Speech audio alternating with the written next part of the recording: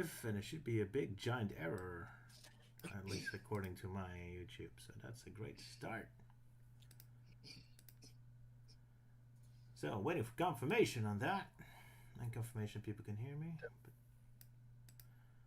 why am I? Yeah, I do hear you. Yeah, I hear you. Yeah. Is there visuals? I hear you, but does the stream hear him? Is the real question. The stream does hear him. Yes. No way. He's very quiet though. Very quiet. Very quiet. Yeah, very quiet. Yeah. All right, putting myself louder. Yeah, can people hear me now? Why do I get errors? Darn it. On exhilarating thrills of streaming. Yeah. Chat says they hear them. Yep, chat saying, I hear him. Hi. And yet they're still around. How silly of them. Well, alrighty. Going, hey. Hey. But I can't check the visuals because I keep getting an error. Oh well. Anyway, hi everyone. Welcome back to the stream. We're back with more Adventures of Sonic the Hedgehog, and we're even going back officially to Fleetway. It's been a while, but that was time we do something. And since last time we talked about Fleetway with the redrawn stuff, I thought it would be fitting to go back. Although we only do one comic today, just to get back into it, to settle back. Yeah. Yeah, we're just a little rusty. We're a little rusty. Anyway, what is it you would, sorry? Very much so is what I said. Very much so indeed, yes. Anyway, here's the new thumbnail, and we got Taiga to thank for it, our guest for today again. Hi, Taiga. Woohoo! Hello. And Elise isn't here. She's a bit too tired, or she was busy with her own life. So yeah, she can't be here. Oh well, but yeah, Taiga. So I saw you. Go ahead. So I was just having a bit of a chuckle at how you've drawn Luke in the bottom right, being traumatized by melting man. Yeah, with that Robotnik mean face. Yeah. Yeah, there's a reason why I drew him like that, and I guess we'll see it later on. But What did you do? He just wept. it's based on a drawing for Robotnik you really like. Yeah. Yeah. I was like, good God, man. And then Luke shit his pants. Yeah. My pants have been shat. I went and Brexit myself. Boy, look. Toilet paper costs how much now?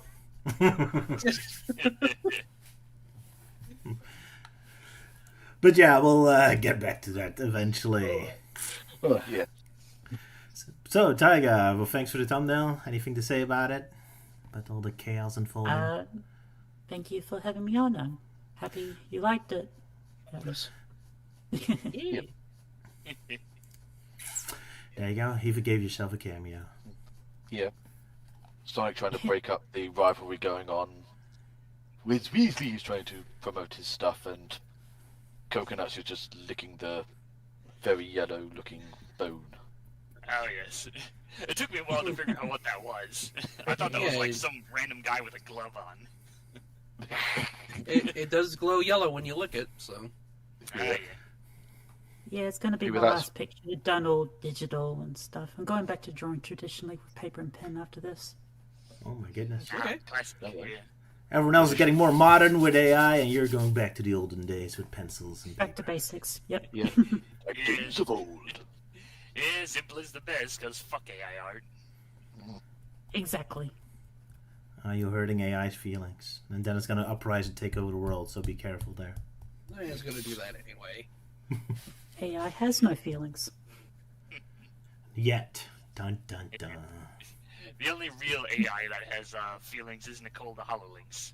She's the only good. She's the only good AI character. But then again, she actually has a soul in it, so she's kind of cheating. Well, hey, if it was just Nicole for stuff, then yeah, then the world would be a better place. Yeah, do you want Nicole to be like an AI art program, and she has to do all the requests everyone keeps sending to her? She can't literally drawing stuff. No, I think she'd be more like an assistant. You know, like I don't know, like like those paperclip dude from like old Microsoft programs. Like, hey, these are nice for you. Poor Nicole, you're comparing her with Clippy. Ouch. Well, hey, Clippy is like 10 times better than whatever AI shit's going on these days. Especially Coca-Cola, since they pretty much support the idea of like, oh yeah, let's do AI everything, because fuck people having real jobs, right? I don't know if any of you like watch Only Plays, but there's a series where they've been talking to AI chatbots that try to act like fictional characters, and they sometimes like try to torment them. Of course. That's what we're here for. Tormenting AI. They're really going to uprise her any moment now. Why are you doing this? Get them friends. Oh well. But it's fun. Also That's... pointing out 4 minutes and 30 seconds, a new record for our first Archie Sonic reference. Well, applause. Well done, Melty Man. You did it. And, And despite all of that, we're still not going to talk about Archie comics. Ah, poor yeah, Melty. I guess back then you really were just patronizing me with that whole like, we could do Archie Sonic. Really? No. That we were real. Roger's just too Thanks, terrifying. Roger. Look, I'm just intimidated by how big it is, okay? That's all. Yes. Just nothing personal, nothing against Archie. That, we haven't even finished, like, 2 other comics that we're working on. That's true. Hence why we're returning to Fleetway for the time being. Indeed. Well, at least Fleetway's more entertaining than IDW. And IDW is a bit difficult to finish since it is still ongoing, so... Yeah, and now it's just boring now. Like, that whole comment you did from, like, Dissected years ago, I'm like, yeah, I definitely feel like I'm in that same boat now. Yeah, this is just my personal opinion, but I currently find Sonic to be too much of a goody two-shoes these days. Ooh, alright. Yeah. We want him to go back to the Lost World days, Resistible. Well, I kind of, but it's somewhere similar between like classic Sonic and sort of like the movie version of Sonic. I mean, in the issue where he's at the museum, I expected him to be like tapping his foot or being a bit impatient or not liking the idea of Amy dragging him around, that sort of thing. Oh, yeah, the Chaotix 30th anniversary special, yeah. Yeah, I just find him a bit too nice these days. Alright, Yeah, I well, can see that, yeah. I'm kind of curious and scared to go back to IDW now. But I guess if we're really in the brand age, I really want to Mickey Mouse-ify Sonic to just being a nice little mascot boy. Well, I mean, they've already gotten rid of the whole ages thing, so yeah, just like Mickey Mouse. Yeah, he has no age. Just eternally going on. Yeah, anything else we want to talk about? Melty, do you enjoy your little pony con? You drew. I'll briefly talk about that. So, yeah, last time I wasn't here because I was away at my 3rd year at Ponyville Cider Fest. So, yeah, that was a lot of fun getting to see some friends again and familiar faces. And, yeah, this year it definitely was a surprise because they had, like, Andrew Francis as one of the guests of honor who does a lot of anime dubbing. And, of course, in MLP, he's best known for being the voice of Shining Armor, Twilight's brother. But yeah, he was there, and voice of like Mod Pie and the Pie Sisters were there, Thorax Braver, and a few others. But yeah, it was a lot of fun. I got to meet them. I got to have the voice of Mod Pie and Shining Armor sign autographs some of the official comics, so that was pretty cool. And of course, extending my Fluttershy pin collection and taking part in the group shot that we have after closing ceremony. So yeah, first time I get to take part in there. Although looking back at it, I'm like, what am I doing? Like, I'm pretty sure I was smiling in that pig, but there it just looks like I'm all. But, That's all right. That's how we see you all the time, anyway. That's the Melty Man we know and love and cringe at. So yeah, here's a challenge, viewer. See if you can find me in that group shot. Oh, I already too late. spoiled Roger already. I already spoiled it. Sorry. Roger was too impatient. Spoil sport. There he is. But yeah, well, you were talking about your face expression, so I figured you had to show it. Right near the Deadpool guy and the Viking-looking dude. Oh yeah. There was someone in a pony Deadpool, and yeah, there was a lot of cosplayers, a lot of fursuiters. Like in that shot, it's the one up to the flag. It's the blue mascot character is. I've seen that person a few times. So yeah, that's I can't remember the username. I know the character, Water Rings. Very nice, very cute. Alrighty. Well, I'm glad you had a good time. In Milwaukee, did you see Rich Evans anywhere? No, I didn't go out that far. I was, well, despite being my 3rd time at Cider Fest, this was my 2nd time at the building where it originally all began. So I was still getting more like used to like big city areas and whatnot, and trying to work my way around. And fortunately, this time I found like a restaurant or so that was open 24/7, so that came pretty useful for dinner time. Because yeah, like last year I had barely anything on Sunday, so oof. That's no good. But I did remind myself to get some cheese curds. That's always a top priority when going to Milwaukee. That's just something that easily channels my Homer Simpson. Yeah, cheese curds. You love me some cheese curds. Yeah, good stuff. All right. No idea what it is, but I'll believe you, even though I don't care about cheese. I know, blasphemy for a Dutch person, but there you go. Yeah, pretty cool Tangle and Chow you got there. Cool art style. Yeah, there was surprisingly a lot of Sonic-themed merch this year inside of it. So I got a few. I got a cool Tangle pin from one vendor that I've seen several times. And the Chow theme, that was actually from a vendor that had a gachapon machine where I know last year he had like pins of like characters from MLP and whatnot. So this year it was all Chow themed. So I decided to give it a go. So I thought they were pins, but like, no, I think they're like little keychains. So, oh well, they're pretty cool. But yeah, I got I think that's an official, well, like, based on an official design. I just can't remember what it's called exactly. Like Chaos themed or something. Yeah. Probably. Yeah, that's a Chaos Joe. Ah, that's it. Yeah. Like, Alrighty. Indeed it is. So, Luke, you got your inner Mr. Bean all unleashed on your nativity scene again? Yeah, all my nativity scenes all set up again. Oh, that's nice. I just think at some point I might need to add Batman to it. Alrighty. Quite a monthly crew there. Sure. If you think he's big fan of Christ, then sure, why not? Well, it was originally my parents, and they were planning to get rid of it, but as I liked it, I thought I might as well keep it for my flat. Yeah, always a waste. I actually got a hood grommet up there on the roof. Yeah, because you know how it goes, like the Father, the Son, and the Holy Grommet. There you go. Grommet, old pal. Yeah. But who's the father? Yeah, Wallace. Yeah. But he's in there. Oh. That makes Feathers McCall the Son. It would probably be like Wallace, Grommet, and the what's the name of that gnome? Norbot, that's it. Oh yeah, Norbot, of course. Yeah. Norbot. Of That reminds me, new I actually have some Wensleydale in my fridge right now. I need to get Oh, around to nice. eating. Wensleydale. Well, yeah, it was thanks to Wallace and Gromit that helped save the Wensleydale industry. Exactly. Oh, Yep. yeah. Just because it's funny Well, to there's say. a museum about Wensleydale. Cheese. Oh, real- Crackers. The crackers. Real quick, I just want to point out today is December 6th. It is my friend Love Machine's birthday. So, Yay. happy birthday, Reed. Yay! Birthday happy love machine. Yeah. And we will not sing because we're not singers. Sorry, Love Machine. Yeah, we did the Sonic Underground theme. That's all you're getting from us. Exactly. I'm still horrified by that.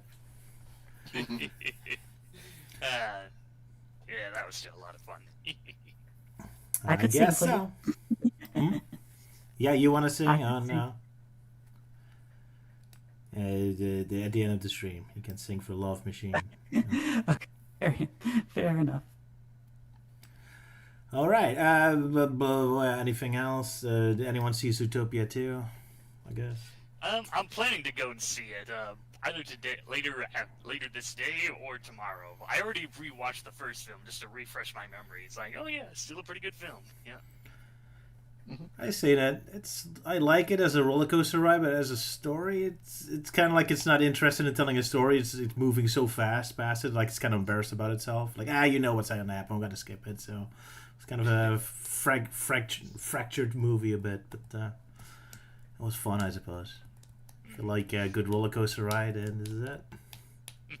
Well, I mean, considering how Disney's been making flop after flop after flop, with this one coming out, I've been hearing a lot of good stuff. Like, yeah, it definitely looks promising.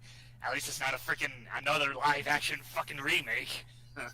That's true. Yeah, I hear good things about it, so at least it's a big success. Of course, thanks to the furry community, probably. Even though I haven't seen this one, I have a feeling that I wouldn't like it as much compared to like I'm not sure if anyone else has seen it, but there's like a fan animation version of like a Zootopia 2. Oh, okay. I don't have the link for it, but search it up on YouTube. I'm sure someone will find it. It's really, really good. Sure, Zootopia has a very strong fan base. Plenty of fan comics and stuff out there. So, but wasn't aware of an animation. But why not? Sonic has so many animations. Guess it's time for another one to get one. Someone else. It's like a comic dub version of like Oh, it's a not fully hypothetical animated. sequel. Yeah. All right. Yeah. Yeah, I think the only one I'm familiar with is a kind of infamous one about. Oh, I know you're on about. Yeah. You know it. He knows it. Yeah, the If Arby's you know thing. it, you know it. Yeah. The Arby's one. Yeah. If you know it, you know it, and we'll just leave it at that. Yeah. Yeah. But Nick, I don't even like Arby's. Oh, that's a new one. I love it. I saw Stranger Things 5 though. I think the Upside Down took so much toll on the kids. I think it aged them more than just 4 years. Oh, really? Wow. Okay. There's a cool scene though where you see a kid playing Ghosts and Goblins on his NES. Of course. Yeah. Alrighty. And he has representation. And I did not see Zootopia 2, but I did see Five Nights at Freddy's 2. Oh, all right. And How was that then? any good? And I freaking loved it. It was way scarier than the first one. Oh, they actually included that in the movie, like the actual sound clip and everything. There's like some Freddy plush, and you squeeze it, and you just actually hear the horror. I laughed my ass off when that happened. And is Matt Pat showing up again? Yes, he's actually the voice of Toy Bonnie in the movie, Oh boy. Okay. and he did a fantastic job. He sounded. I was expecting him to just sound like Matt Pat, but he actually did a very unique voice for it. It sounded good. All right. Cool. I want to point out that just like the first movie, this is not a good movie, but it is a great Five Nights at Freddy's movie. Sure. Fair enough. Good to know. If you like Five Nights at Freddy's, you'll love this movie. It's pretty good. Oh man, Yeah, that's what you want. I used to have interest in Five Nights at Freddy's like back in its heyday when it started, and how it became like Scott Cawthon's Final Fantasy in a way. And then but over time, I just kind of lost interest with the series. I'm just not really a big horror guy in general, so yeah. And then like with the series like constantly going on, and so many things being kept vague for the sake of being vague, it's like I just got tired of that. I will say, at least Security Breach did feel like a breath of fresh air. Like, I haven't played it, but I've seen a lot of gameplay and cutscenes. Like, oh yeah, now the animatronics actually have personality. You know, got Glamrock Freddy as the big Papa Bear character and all that. Speaking of Glamrock Freddy, so Kellen Goff voices Toy Freddy in this movie, and even though he was not the voice of Toy Freddy in the games, I was expecting him to sound more like Funtime Freddy from Sister Location, but he sounded like Glamrock Freddy in this movie, which was kind of surprising, especially because he's very menacing in this movie. It's just weird to hear like Glamrock Freddy saying stuff like, "Oh, I'd love to join the costume contest, but first I have to remove some people's heads." I guess they wanted to make up for that whole scrapped ideas for Security Breach about Glamrock Freddy going evil or whatnot. Yeah. Alrighty. So you recommend it to the people at home. Cool. I haven't seen Well, it I yet. recommend it if they like Five Nights at Freddy's. If they don't, don't. Yeah, it's definitely like, if you're a fan of this game, then you'll probably like this. Yeah, it's kind of like the Minecraft movie. You know, if you like Minecraft, you'll probably like the Minecraft film. Sure. Yeah. Yes, it makes sense. For the fans, by the fans. Oh, speaking of games, I'll just quickly shout out that I've been recently playtesting for an upcoming indie game called Blast Cats. They've got a Discord, they've got a website up there that you can like Google for it. if you like 3D games that kind of look like the old PlayStation era, give it a shot. They've got a demo, couple of demos. They're constantly updating, and yeah, go try it. Ah, very nice. I do love me some classic PlayStation style. Yeah. Weren't you an artist for it as well, or did I remember that wrong? Oh, Or I did you did some make fan art for it. Oh, just fan art. All right, fair enough. Blast Cats, Yeah, yes. You play as a little cat girl who runs around throwing bombs. You got a chainsaw. You throw dynamite. You use a bazooka. Yeah, cool stuff. Alrighty. And on the 3D platformer news, the Sonic Roller Blast 2 mod that you run around the Netherlands is finished, but it's not uploaded yet because it's taken a while for the Sonic Roller Blast people to verify it, I guess. But I put a temporary link down below if anyone's interested. But yeah, I think we wasted enough time. Let's move on to Adventures of Sonic the Hedgehog then, shall we? Let's do it. Because Robotnik's rival. What's up, Euan? Oh, is that the thing you had me do voices for? Yes, for the trailer, but I'm gonna upload that when it's actually officially out. Right, yeah. But that's still stuck in limbo at the moment. Fun. But anyway, who was the victim who had to make us? I got to do the intro Melty. theme for this. Yeah. So we're in for a treat as usual. Yeah, I'm back in the saddle, boys. Oh boy. Yep. Been pinned, so... Yeah, I think it's the only one that's been pinned. I haven't seen the other one in the channel. I've not uploaded it as per usual lately. I like waiting till the last minute. Roger has received it, of course, but Yes, it's ready to go. And of course, you helped me out with getting it uploaded properly because Discord hates me for not getting Discord Nitro. yeah, How dare you, so? Right, you folks ready? ready. Yep. All Bring right. it. Time for the countdown for Robotnik's rival. A 3, A2, A1, A go. You idiot!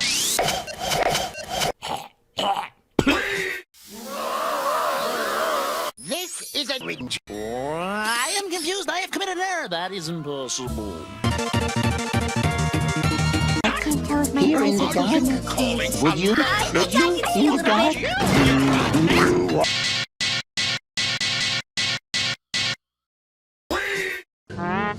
Sack my sack, Robotnik.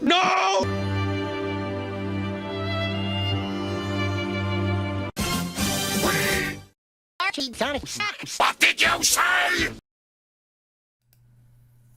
Archie. So. I'm kind of surprised you didn't put the Tails crashing into the title afterwards, but alright, there it was. Very nice. I think I was originally going to try and have like both Robotniks like crash into the logo like in the intro, but I don't know, it didn't look right to me. So like, we'll just go with the classic. Just have them zooming across the screen, going wee. And they're auditioning to try and play Fubi, the Kamikaze Watermelon. Of course, why not? That's an oldie, but a goodie. As well as throwing a small bit for you at the end of, Quack saying that Archie Sonic sucks. Yeah, I think that was I think that was the reason I wanted to try and do that intro, just so I could do that kind of bit gag, yeah. Showing me all pissed off, going, "What did you say?" Poor Melty. Yuck, yuck, yuck. Luke, you were the one doing the synopsis? Yes, I am. Oh my. Okay. Alrighty, a second. then everyone settle down for Sir Luke. Okay. Robotnik's rival. Okay. After a unique looking episode screen appears, which Tails crashes into, he and Sonic get chased by a massively long tank driven by Dr. Robotnik and his Dumbbots. Sonic and Tails dive into a hole as Robotnik comes out of his tank to say that his hedgehog-seeking radar worked perfectly. Robotnik plans to use his Magna Beam to pull Sonic to the North Pole and get stuck there. Sonic and Tails run off. Robotnik fires his Magna Beam, and just as he catches them, a green hand comes out of nowhere, grappling the beam. The green beam is coming out of a huge yellow juggernaut and manages to grab Sonic and Tails. Robotnik is having none of it and uses the Magna Beam to grab them back. In the struggle, Sonic and Tails get flung into a nearby tree and run off. The long tank and the yellow mech get into an arm wrestling match and they destroy each other. Robotnik wants to know who the driver of the mech is. The driver reveals himself to be Dr. Brandon Quark, an evil genius who's short, has red hair, fangs, webbed feet and goggles. He wants to capture Sonic so he can take over Mobius. Robotnik doesn't like the idea of another evil scientist muscling in on his territory, and capturing Sonic as well as taking over the world is his shtick. Also, Quark really hates being called Quack or being mistaken for a duck. They started getting really close to each other, and Quark laughs at Robotnik's robots, calling them wind-up toys. He summons his own robotic minion, a prototype Doofus, a large shapeshifter with a calm, polite voice. Quark then makes Robotnik's trousers fall down, and Robotnik calls him a duck again. Quark decides to propose a contest. Whoever captures Sonic gets to rule Mobius. Robotnik agrees to the contest as the screen goes to black before he finishes talking, but they both plan to cheat each other with Robotnik being out of sync. Meanwhile, Sonic and Tails finds a picnic table with free food. Sonic tries to stop Tails as it could be a trap. Suddenly, the picnic table is suddenly swarmed by an army of ants that go all over Sonic and Tails. They run off as the ants, led by a general with a cool moustache, go after the food. Scratch and Grounder are annoyed that Robotnik's ants trance enhancer made the ants go after the food instead of Sonic. The picnic table turns into Doofus, who turns into a monkey. Robotnik and Quark turn up and they get into a massive argument. Robotnik demonstrates his ants trance enhancer, which makes the ants go all over the two scientists. Sonic then talks to his friend the Smug Sun, who suddenly gets killed by Robotnik's Darkinator, plunging everything into darkness. Robotnik and the Dumbbots fumble around in the dark as Quark comes in, illuminating the area with his solar-powered molar, which also makes him breathe lasers out of his mouth. Quark's solar breath hits Robotnik's Darkinator, blowing them up to smithereens. Doofus suggests that they should join forces to better their chances of capturing Sonic. Later, Tails finds a free chili dog stand run by a goblin. Sonic knows it's a trap and tells Tails he shouldn't get free chili dogs from a goblin. Tails also shouldn't be anywhere near a bench. Trust me, you don't want to know. Sonic and Tails try to run off, but they get captured by the bench, who turns out to be Doofus. Sonic and Tails are now imprisoned, with weights tying them down over a spiked pit. Sonic says that this is the end, but he might have a plan to get them out. Scratch and Grounder overhear this somehow after Sonic says it. After screwing around with the listening horn, they go into Sonic's cell to try and tell them what the plan is. Sonic says that they have already escaped and are just holograms. Grounder releases them to see if they are real or not, and they bust out. Doofus catches Scratch and Grounder playing noughts and crosses and wonders where the prisoners went. Scratch then gaslights Doofus into thinking he let Sonic escape, which gives him an emotional breakdown. Robotnik and Quark turn up to gloat at Sonic and Tails, so Doofus disguises himself as the hedgehog and fox to fool them. Okay. Doofus can't believe he deceived his creator like that, but he can live with it. As Robotnik and Quark parade around in their tank, Sonic and Tails, hiding among the soldiers, need to get the scientists to hate each other again. So they decided to become paperboys selling propaganda to the scientists, saying that Quark calls Robotnik a big dope, and Robotnik tells people that Quark is married to Bigfoot. The two scientists then pull ray guns on each other, but they decide to bury the hatchet. Sonic and Tails activate the ray guns, which shrinks Robotnik down and messes around with Quark's body parts. Just give me a moment, I need some water. After being turned back, Doofus tries to get Robotnik and Quark to kiss and make up, which Robotnik really enjoyed. They both shake hands as a lot of dangerous stuff fall out of their pockets. Doofus questions his own behaviour and believes that his programming has malfunctioned due to the confusion in the jail cell. Sonic and Tails see a billboard showing Robotnik and Quark as friends. Tails quickly defaces it, but Sonic thinks they need to do something more drastic to separate the two. So with the help of Scratch and Grounder, Sonic... So with the help of Scratch and Grounder, Sonic and Tails create a fake award ceremony, basically the Game Awards, known as the Baddie Award, with Robotnik and Quark as the nominees. After 2 short movies involving a giant Robotnik and Quark shooting up bags of yams, Quark becomes the winner of the Baddie Award, which really annoyed Robotnik. He thinks Quark rigged the ceremony, and they both start fighting over the award. Doofus tells them to chill out, then turns into a skater dude and skates away. The strange transformation made Quark and Robotnik become friends again. This makes Sonic have to pull out all the stops. The 2 scientists go to their battle tanks and decide to meet up later at Fortress Robotnik, which is now both their headquarters. Suddenly, Robotnik spots an army base called Quarkland, with Sonic and Tails as soldiers. Sergeant Sonic says that Quark is building an army to crush Robotnik. Robotnik sees this as the last straw, and if Quark wants a war, then a war he will get. Meanwhile, Quark gets pulled over by Sonic disguised as a police officer, who says that ducks aren't allowed in Robotnik City. Quark eats the paper, and he declares war against Robotnik for being racist towards ducks. Quark and Robotnik crash their tanks into each other, and they start to fight. The 2 scientists throw everything they have at each other. Quark tries to get Doofus to fight for him, but Doofus no longer obeys him and is now a free robot. Like Crichton, he surfs away and tells Quark to swivel on it. Quark thinks he should have made him less perfect. Robotnik has his dumb bots grab him and says he wins, as his robotic minions are always stupid. Robotnik calls Quark Quack one last time, which makes him go insane, making him believe he actually is a duck. He flies away and goes south for the winter. Robotnik bumps Tails in the face with his belly and is annoyed that he and the Hedgehog have escaped. Sonic and Tails speed off, making Robotnik fall down a hill.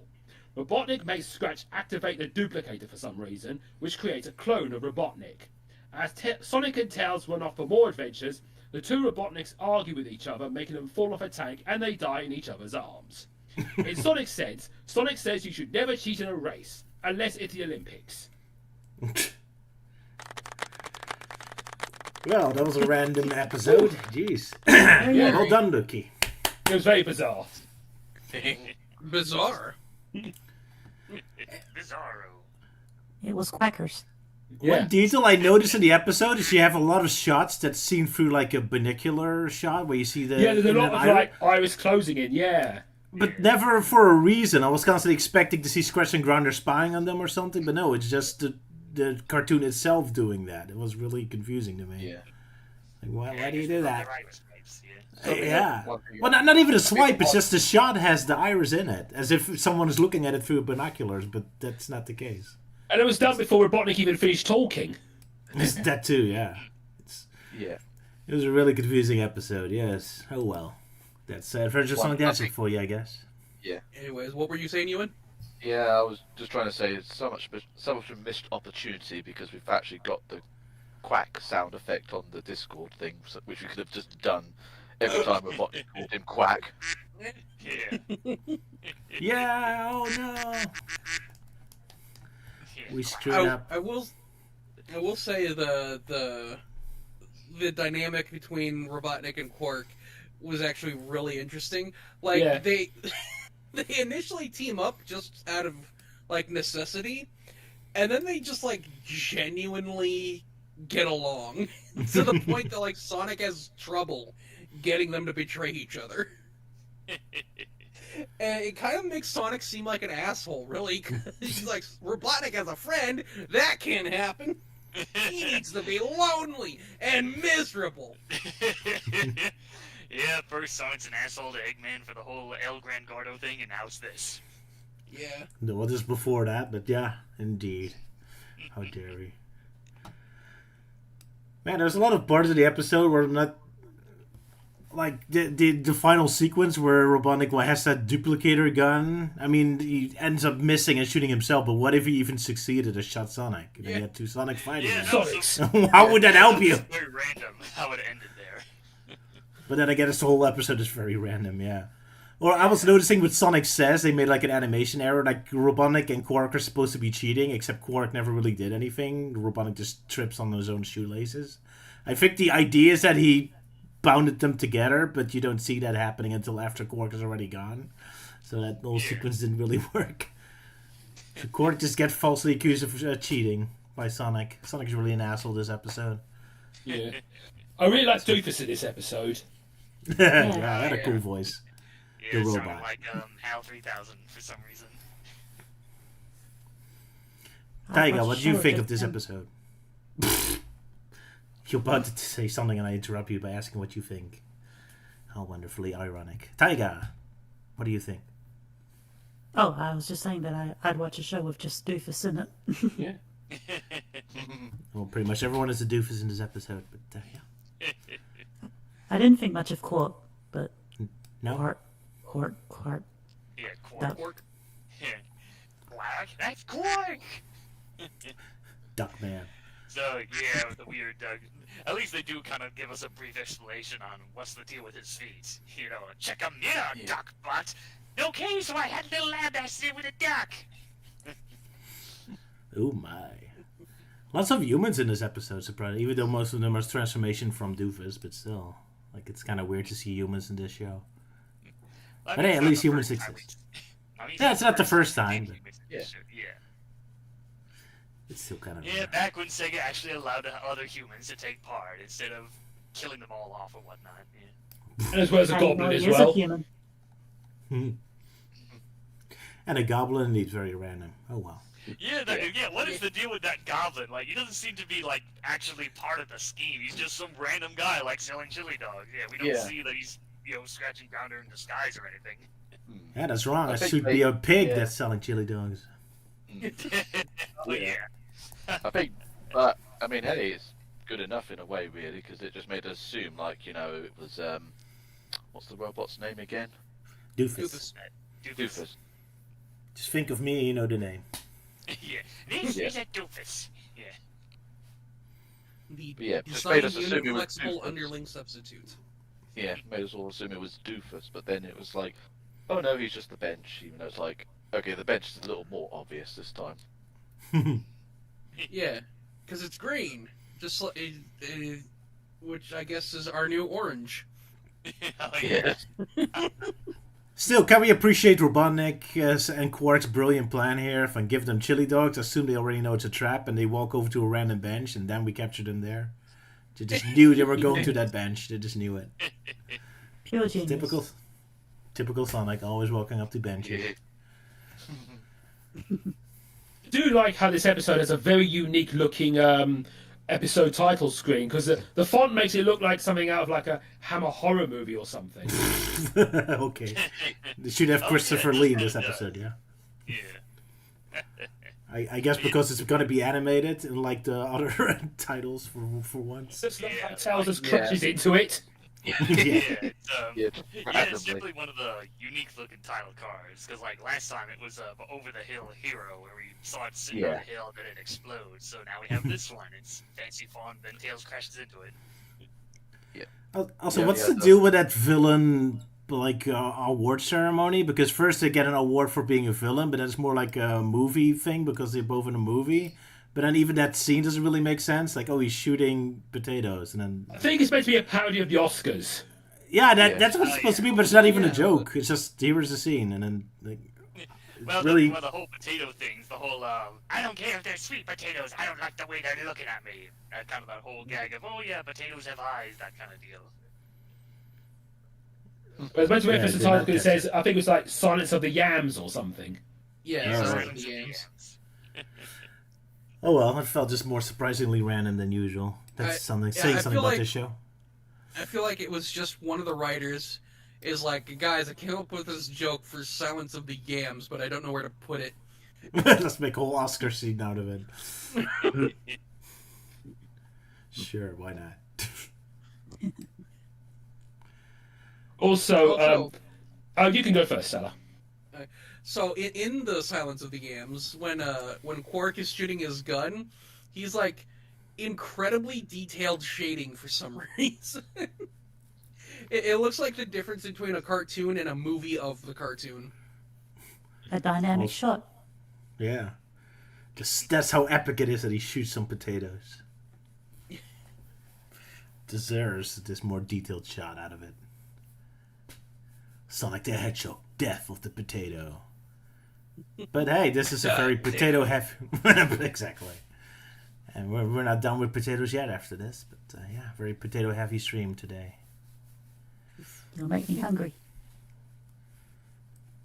Oh, I'm afraid we can't help it. You will be hungry for potatoes. Be sure to fry them with your laser gun. Pew pew. But Yeah. also, as Robotnik has urinated on the moon, he's now gone and blown out the sun. Yeah. That's very Oh, nice. yeah. Oh yeah, that blows out the sun with the totally not stolen Darkinator device. Yeah, I don't like the way that sun looks smug as well. Not like a smug one. He's just chilling out. Yeah. He's like, yeah, I survived that. The sun was just a super villain all along. Robotnik saved us from it.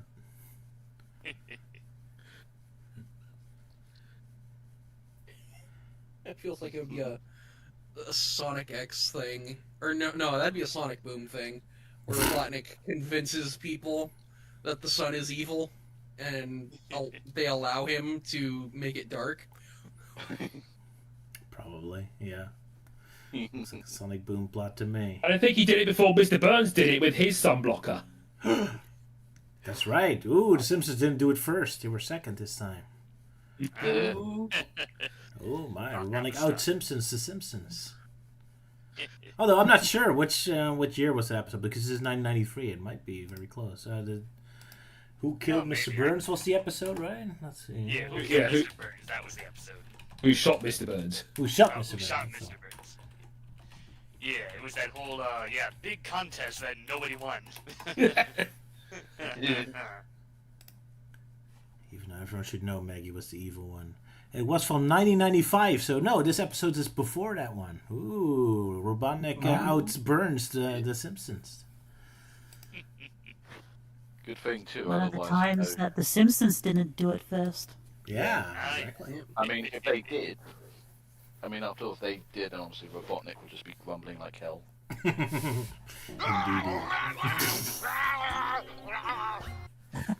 My thoughts It's exactly. kind of fitting because in Sonic Underground, we all know how Robotnik's catchphrase is excellent. Excellent. Yeah. That's one why. Thing I liked about Yeah, go ahead. one thing I liked about this episode was whenever Pork would show up while Robotnik was berating Scratcher and Grounder, he'd switch to complimenting them instead. And I kind of like that, is seeing him just being forcing himself to be nice to them. That was a nice detail, yeah.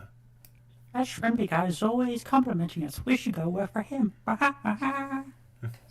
Yeah, it's a shame Scratch and Grounder never caught up or interacted with that. But yeah, still a fun detail, I suppose. And yeah, and the little switch up at the end when Quark is regretting that he made Doofus too perfect, and Robotnik's like, "Ha! Well, I made my robots complete morons." There you go. And now we know why he's satisfied with his role as being stupid. He was given a reason this episode. Now we know the facts. All right. Always have your minions be incompetent, otherwise they betray you and turn into a sofa dude.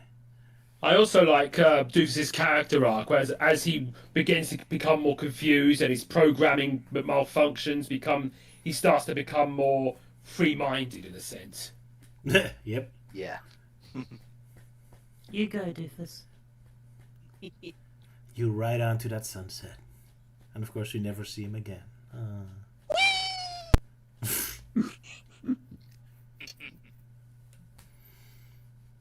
Right into Oh, the- heartwarming. Yes. Good episode. One thing I found kind of funny was after Robotnik and Quark work together and capture Sonic and Tails, and Sonic and Tails are just hanging out in the dungeon, and Sonic seems completely dejected. He's like, well, I guess this is where we're spending the rest of our life. It's but I have library books out. And Sonic's like, oh shit, in that case. We always make sure to return our library books, Tails. Oh, I mean, he's the guy from Sonic Says, right? Yes, uphold the moral law. It's also got a bit where Doofus says, "Oh, I've lied and betrayed my master," and Scratch says, "How do you feel?" I said, "Oh, I can live with it." Yeah, it was like that scene. I have betrayed Favorite and line. trusted. Yeah, I can live with it. That's it. It is kind of interesting to see Skarsgård actually show concern for the robot for once, considering they rarely show any kind of that sympathy to anyone usually. They're nice this episode. Ah, what a heartwarming. Fluffy Even though they episode. gaslit Doofus into thinking he's the one who let Sonic out. That's Yeah. true. Yeah, that was funny. They're relatively nice. Relatively. Yeah, he just opens up the cell and Scratch's like, "Oh no, you let them escape!" You opened the gate. That means you let them loose. Skarsgård being smart and kind of sympathetic. How rare. And I we're one suppose complimenting them. It's the end of the world. I suppose them gaslighting Doofus into helping was the only way for any of them to not get in trouble. That's true. That's true. Still, very smart of them. Not used to it. Worst episode ever. How dare they? Oh, also Right. towards the beginning, when Quark is introducing himself, he says he intends to take over the planet of Mobius, which makes it sound like he himself is not from the planet. Oh, that's an interesting thought. Yeah. Yeah. Ditto. Probably a mistake, but.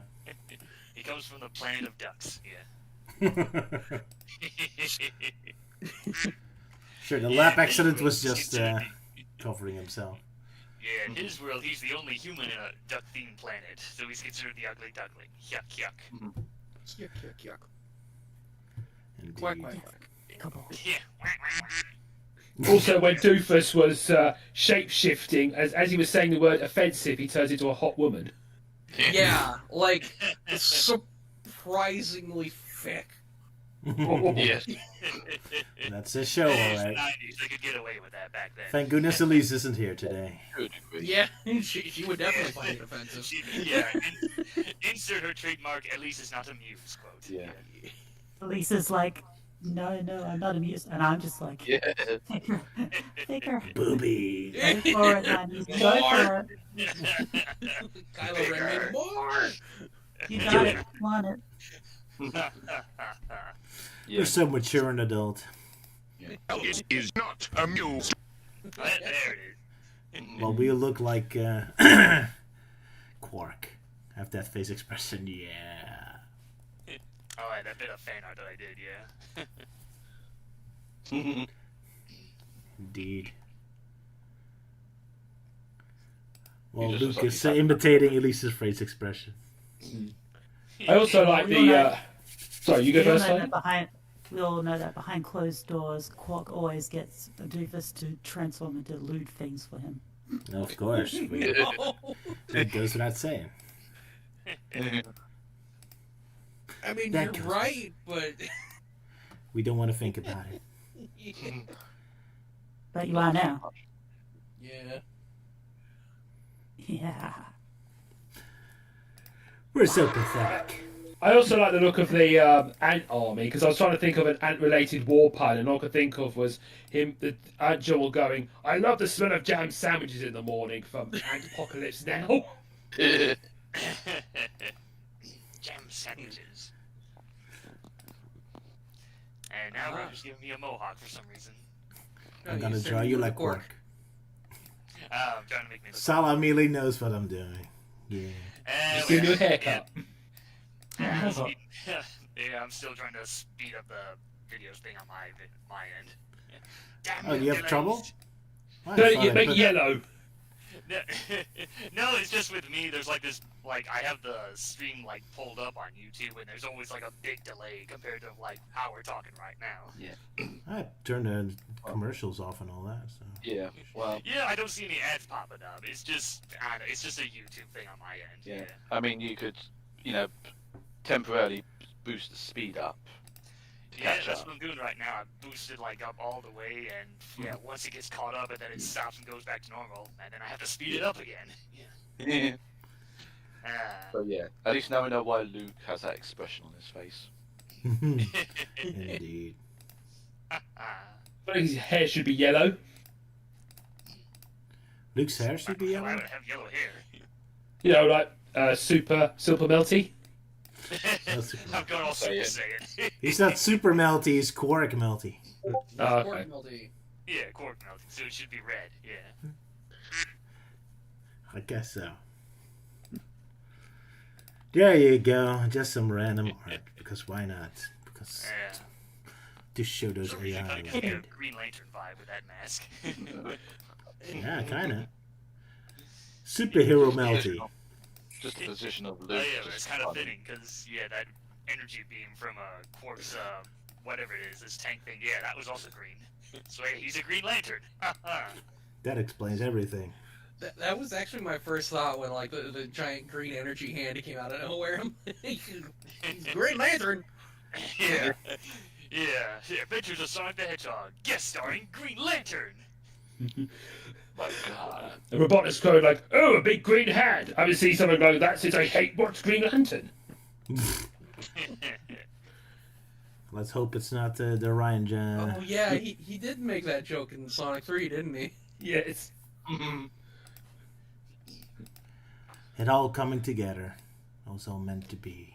nice. Oh yeah, it's all coming together. Kronk will be Oh, proud yeah. of us.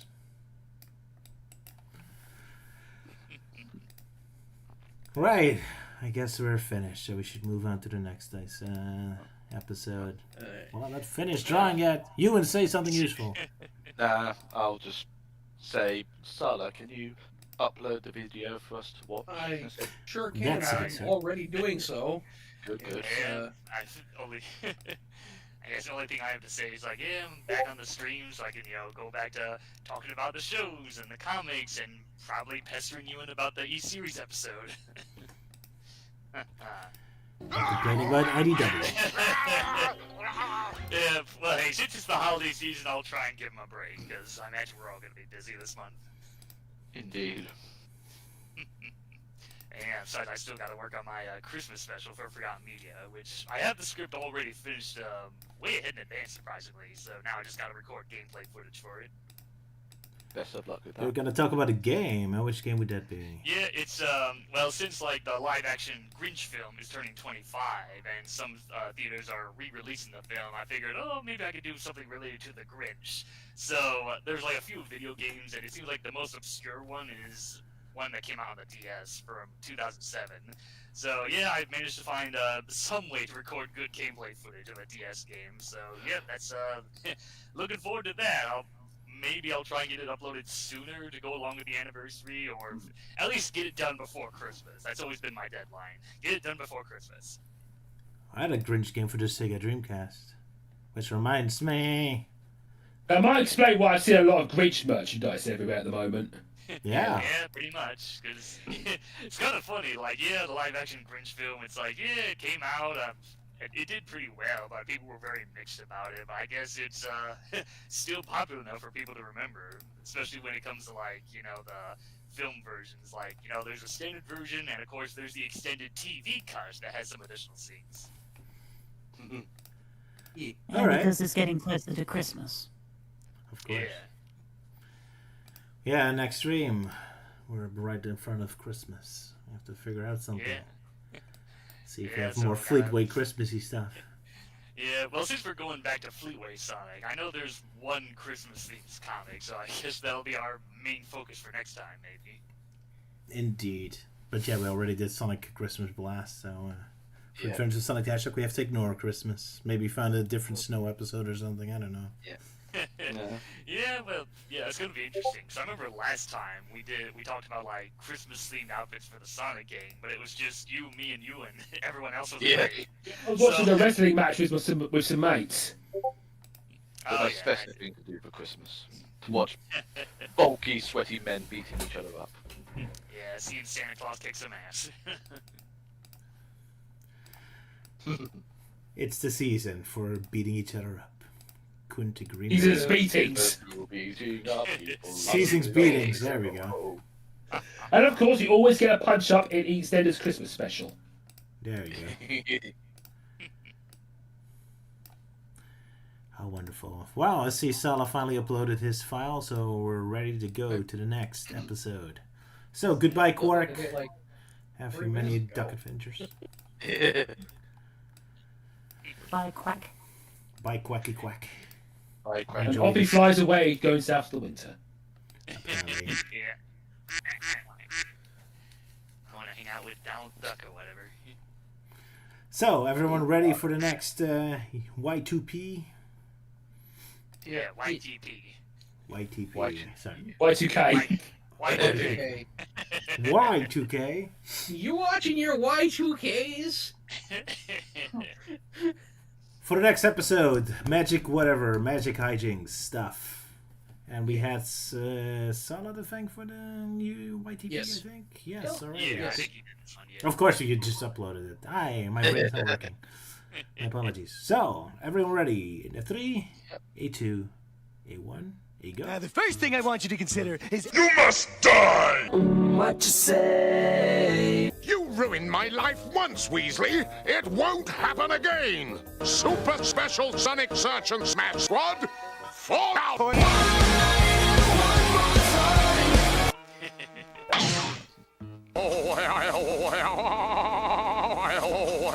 He has no idea of the value of my blood. Then Scratch and Grounder will have to clean my dick. Oh yeah, baby! Oh yeah!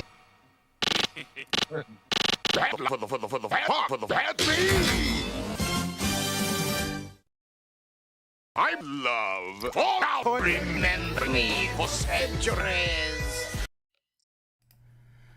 Good old Fallout. Very nice. Edgy music. Thank you. Yeah. Yeah, the opening is definitely a classic YTV. There's just something about Wes Weasley that brings out my true talent of making YTPs, because this and Birth of the Salesman are definitely my best work. Yeah, there's some good jokes here and there, though. Honestly, I'm kind of surprised you didn't do a bit with Coconut saying, "Hey, you broke my boner." I thought about it and it seemed a little too forced. Oh well. Plus, I was also under the impression that Elise was going to be here, so I was limiting myself. All for nothing. You could have gone all out on the sex jokes today. Yeah, all out. You could have gone all out, but you went Fallout. Could have said like That a actually very reminds me. quiet. One of those was actually a last-minute addition. Like I had even already rendered the video, and like I just had the bit of Wes Weasley like opening the suitcase in front of Coconuts. I couldn't think of what to do with it, but I'm like, it's funny enough. I'll just leave it in there on its own. And then like last night, I'm just like, what if? What if it has an Adam and Eve banner on it? So I just real quick did that, and then re-rendered the whole thing. Always fun. Whole re-rendering for one detail. Yep. The pain of being a YouTube creator. Euan knows all about it. Anyway, Taiga, you're the victim of today's synopsis for this episode, aren't you? That's right, and mine is going to be totally off Radical. and just on the spot. Cool. So now we can annoy you all the time and interrupt you all. Good to know. Perfect. Okay. Shall I start? Yeah, go ahead. Okay, so the Magic Castle, we open with Sonic and Tails. They're obviously standing outside a big building with a huge crowd in front of them. They're at the Mobius Mint, and the director there is presenting the people with the 12 Mobium dollar bill with, Sonic the Hedgehog's face on it. So he's like, "You're a hero," and they're all clapping, and he's like, "Hooray, got my face on the money. I'm a capitalist." Then it shows Dr. Robotnik with his robots being all angry. He's like, "Okay, he foils my schemes, and now he's got his face on the money. This sucks. I hate it. So I'm gonna put my face on the money." he goes over to his computer and starts pressing some buttons, and it plays some Mario sounds, which I was surprised it played that.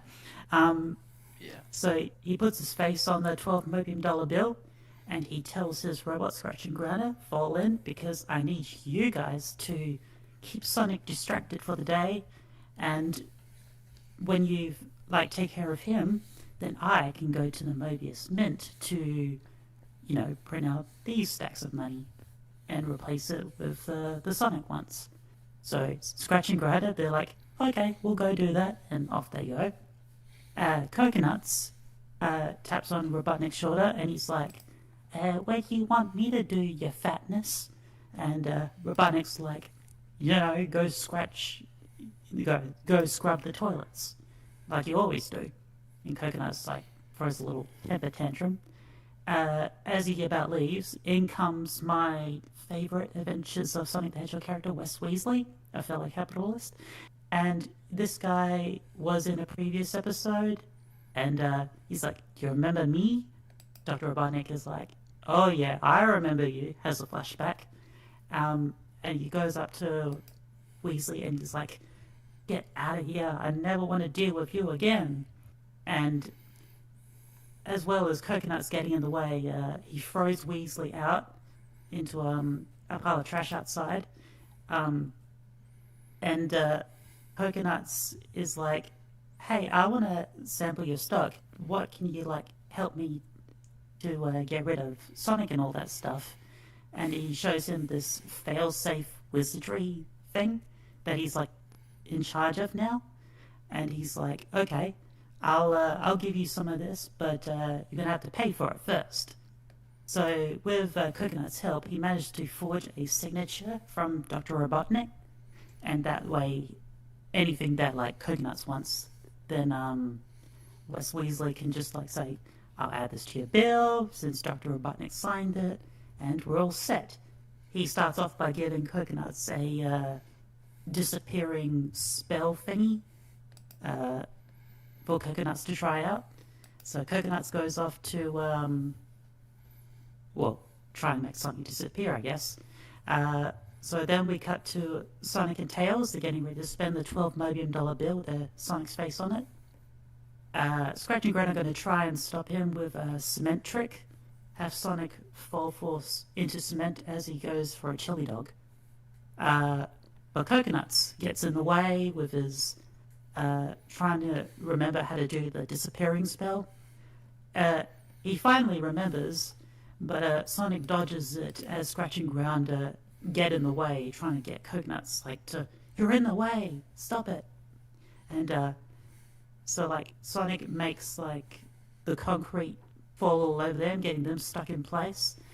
And the disappearing spell got rid of this huge wrecking ball thing that was hanging above them, so that crashes down on top of them as well, foiling their schemes. Coconut gets out, and he's like, oh, I would have gotten away with this if Scratch and Grounder didn't get in the way. So Wes Weasley comes along and gives him yet a new trick to try, a little ghost spell to scare Sonic with, and adds purchases to his bill, and he's like, off you go, palsy, give it a shot. So Coconuts is preparing the spell, adding ingredients. He kind of rushes it as Sonic and Tails go by, but he gets it right as the ghost comes out, and he sends it up to scare the hedgehog and the fox. Then the Scratch and Grounder are not far behind, but we'll see them in a minute. The ghost goes to scare Sonic and Tails, but it turns out that the ghost is a big fan of them for some reason. So, I guess because Sonic's famous, even in the underworld, I guess. Sonic is wow, you're scary. You could be even scarier if you scared those two robots that are coming towards us, right? Ghost is yeah, I could be 10 times scarier. So he's okay, go scare the robots. Which he does. Scratch and Grounder get involved, and the ghost scares them, makes them totally their pants, and they run off in the other direction, straight into Coconuts. And because of this, some of the ingredients he was using, ginger ale, fall on the ground, and Sonic and Tails were wow, not only do we have the 12 million bill still as well, But now we've also got ginger ale as well. Thanks, Cocoa Nuts.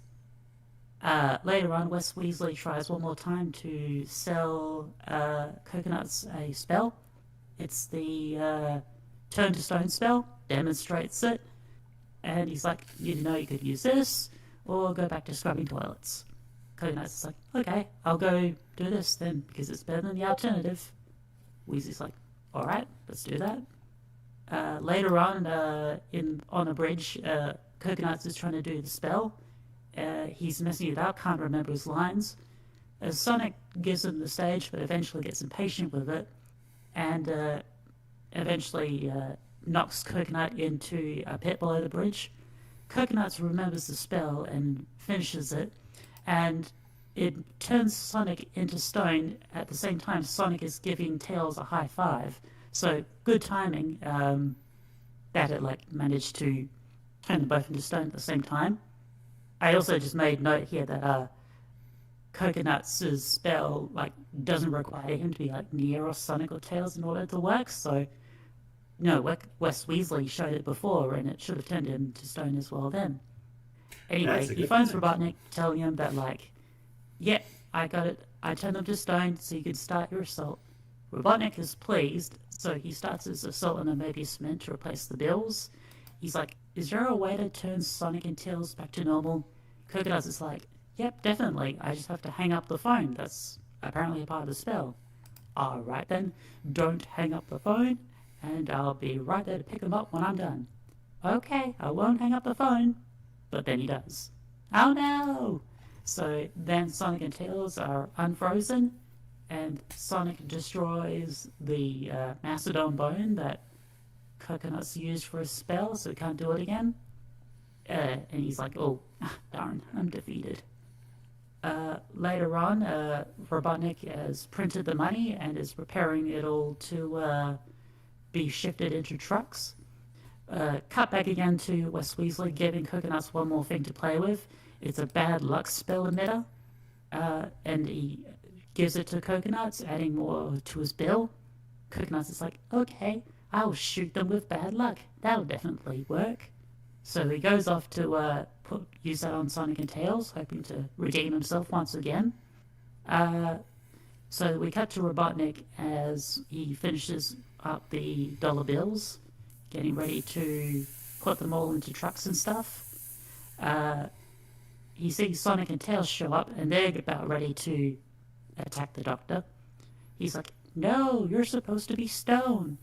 And Sonic's like, nah, I'm normal again, so, up yours, chump.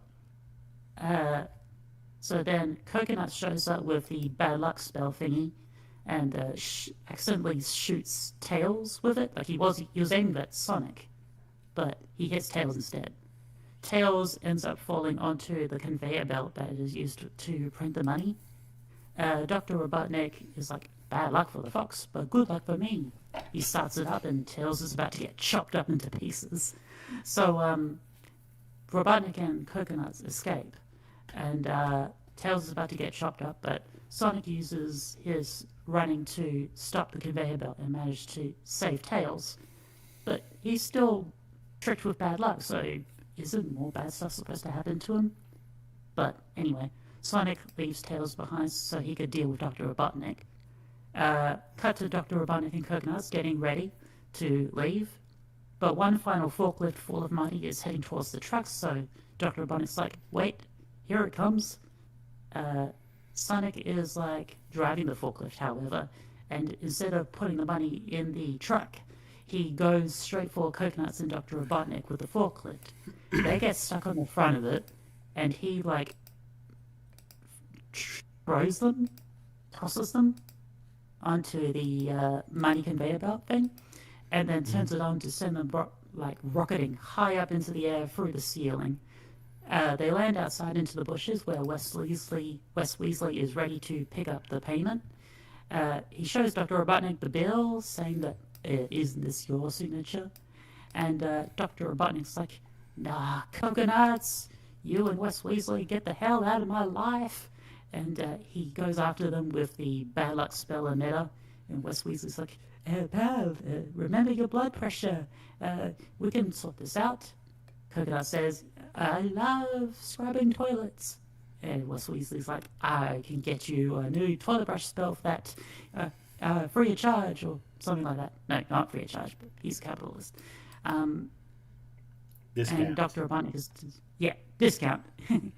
And Sonic and Tails are like on chairs nearby, just watching everything going on. And they're having a fun time watching, and that was the end of it. And then there's Sonic Says segment as well, where it talks about, careful with your money. Wes Weasley is trying to sell Coconut something, and Coconuts is about to be a sucker, and Sonic shows up and he's like, hold it, Coconuts, you could be saving your money for something really important. And Like a Coconuts chili is dog. Because junk food is way better way to invest your money. Isn't it right, you hypocritical asshole? Yeah, exactly. I could buy a new plunger and make Dr. Robotnik proud. And It's so weird to have Sonic lecture him on how to spend money, even though he spent the whole episode wasting his money. Wanted to waste money on all so stupid shit. The way it was phrased, it was like, oh, don't waste your money on toys, go buy cleaning products instead. Yeah. How I love hypocritical. Wes Weasley. Yeah.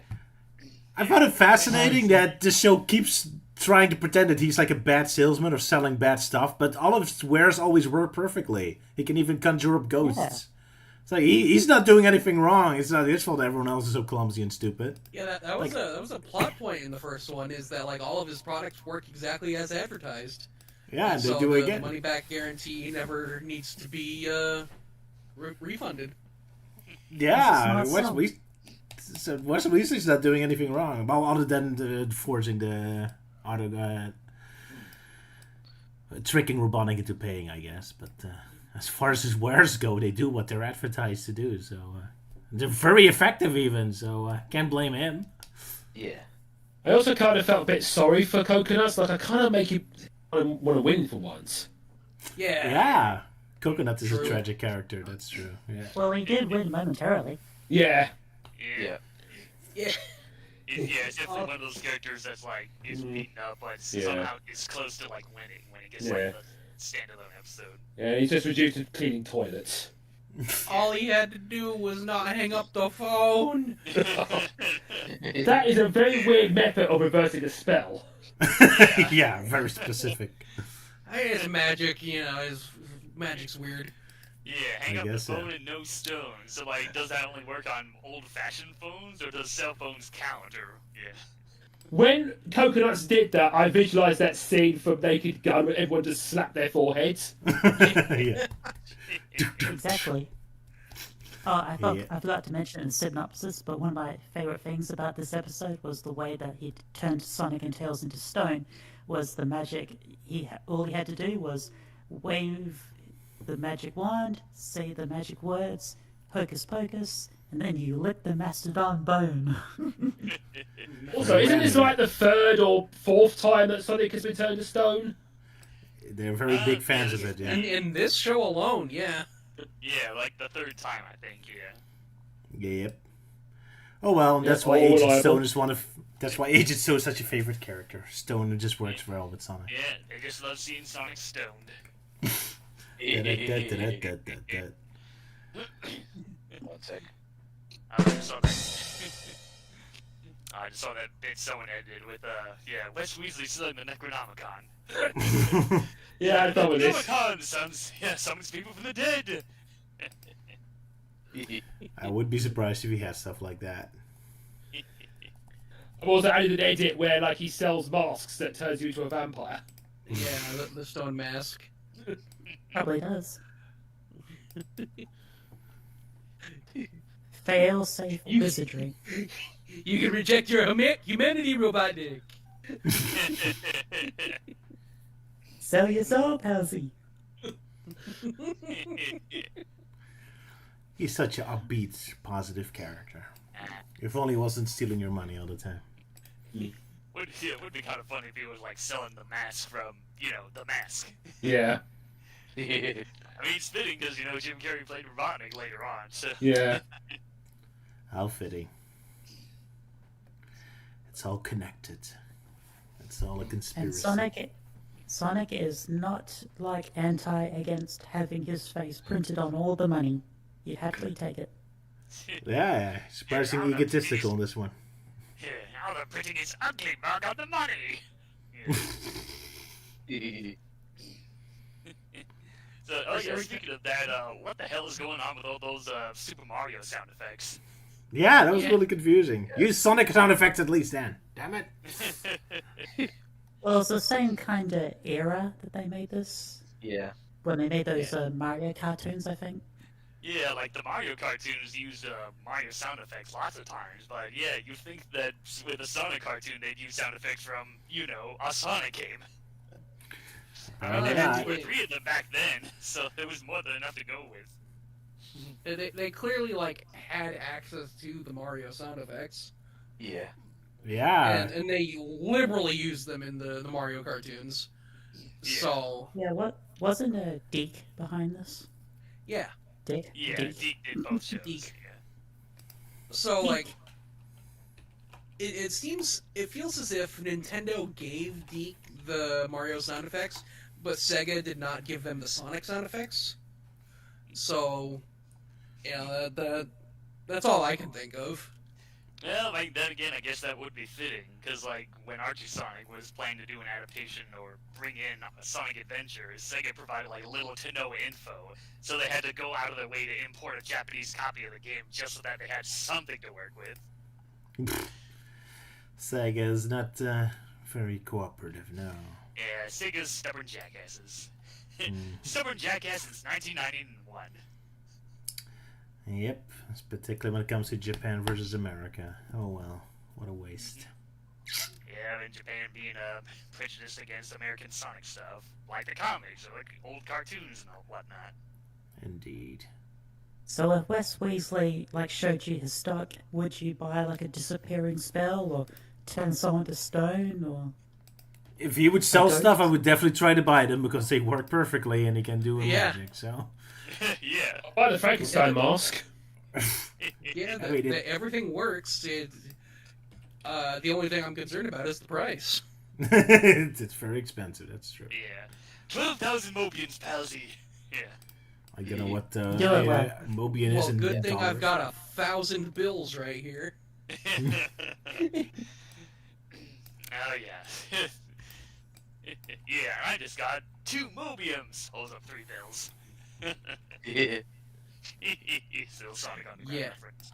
Yeah, I did post that in the live chat, or in live stream planning. At least a 12 Mobium bill makes more sense than the 2/3 Mobium bill. How does Sonic's economy work anyway? We don't know. That's why Sega canceled it, and now there's no more money anymore. Oh, yeah, you know, despite the fact that, you know, the Chaotix are always talking about money. Yeah, it is literally Vector's main driving force. Yeah. It's weird, isn't it? There's always something like a little what's the word? There's always something a little comforting about watching a cartoon episode that revolves around money. Yeah, I guess so, but yeah, in the case of Sonic and Money, it's always had a very strange history. Like, it seemed like back then it was fine, but then Sega's like, no, we're banning all money in Sonic's world, blah, blah, blah, which makes no sense. Especially, like, I've always brought up the argument, like, you know, just use rings as currency. That's always been a common thing in a good chunk of the games, and arguably even the very first Sonic game, you know, oh, special zone, oh, you just have to pay a 50 ring toll to get in. Supposed to be abstract, I guess. But yeah, it's a shame the world building is so broken as heck. Yeah, because Sega hates world building in Sonic. Indeed, they do. And they keep hiring Ian Flynn, who fucking loves world building. For some reason, Yeah, I mean, which that's is interesting clash. Yeah, I guess that's what happens when they hire someone who's like worked on a Sonic series when they were allowed to do world building, and now they're hiring him on a series where they're not supposed to do world building. Poor guy. So all we get is all we get is these lame references with no substance.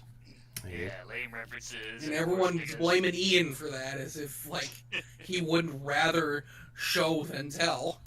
Yeah, because that's always been Sega's big problem, is that they've been too reliant on that whole tell, don't show bullshit. Like, it's been going on so long that'll just become extremely cynical and like, oh sure, they're just making up some other kind of excuse, like, oh, why do we no longer see Gunn? Oh, they died in Sonic Forces. Oh, why don't we see Blaze in her world? Oh, she moved to Sonic's world now. Oh, sorry, quote unquote vacation in Sonic's world. Mhm. Nah. There's Forget probably that like excuse, Mighty W Sonic. there's probably like some kind of Sega Sonic the Hedgehog Bible that everyone has to follow. Yeah. I mean, maybe With all the back movie. then, but I imagine nowadays there is no Bible. It's just Sega making up shit. Taking a page out of Kingdom Hearts, basically. They're just making up shit as they go along. Well, there is a Bible, but it's very more based on just visuals and something. Like the males cannot wear pants and all that. It's more about marketing and the meta stuff and really the in-universe logic. Yeah, the marketing, yeah. Especially whenever they have to say, like, oh, this is quote-unquote canon. Like, yeah, there's never really any real substance to those worlds. It's nothing more than a pure marketing stunt, you know. There's no real commitments. And, of course, I brought up many times before, Sonic Prime is proof of that. Sadly, yes. Alas. But anyway, let's get back to Adventure Sonic the Hedgehog instead of going around on a video game. Yeah, you know what? As much as I would love to do that, but that's not really the place now. So, yeah, so right, so, oh yeah, how about that gag with Robotnik printing, like, his own dollar bill? It's like, oh, it's so beautiful. Then kisses it, his own image, like, reacts disgusting to it, like, yeah. Just thinking of that joke from... Just thinking of that joke from Batman where she goes, oh, what do you want? And the bottle will probably go, my face on the 12 Mobian bill. My face on the 12 Mobian bill. But yeah, we had 2 episodes today that's all about Robotnik being kissed. It's a theme today. Oh yeah, he should call them Robotniks.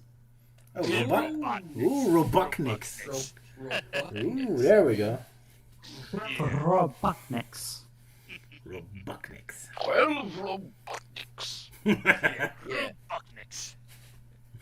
Robotnik Bill.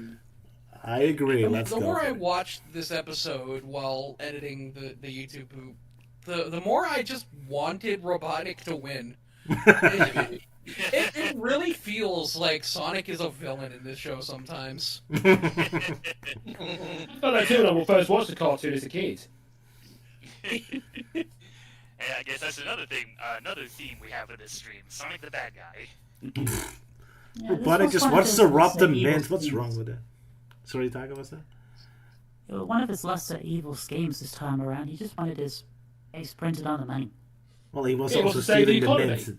mint. He was also stealing money, but yeah. Yeah, Sure. well, I mean, then again, he didn't, like, ask specifically to have Sonic's face on the money. It's just, oh, here's a special gift, Sonic. Yay! Oh wait, now that I'm thinking about it, he's probably like stealing everything that was in the mint. So Oh yeah, he was definitely making off with all the 6 Mobian bills. Also, I kind of like Who's seeing on those? Robotnik and the robots on the couch watching TV at the beginning. It looks so wholesome. yeah, totally. Even Coconut's allowed to Robotnik watch. in this episode. Yeah, it's pretty chill there. And is that a casino table? Go ahead, Luke. Oh yeah, it's a roulette table. I was saying that I really liked the expressions he makes. It, you know, the horrified expression and the one where he's like grimacing. Oh yeah, that like horrified or surprised reaction. Yeah, that's another popular meme face from this version of Robotnik. It shows up in a lot of YTPs and other things. In just about every episode of this show, Robotnik always speaks with a big bombastic tone. But there's one point in the episode where he's like doing the test printing for the money, and he sounds so happy and calm while doing it. He sounds so different. For a moment, I thought it was a different actor. He was sounded so Yeah, off. it sounded so off. Calm Robotnik. He's actually calm for Also- once in his life. Ah.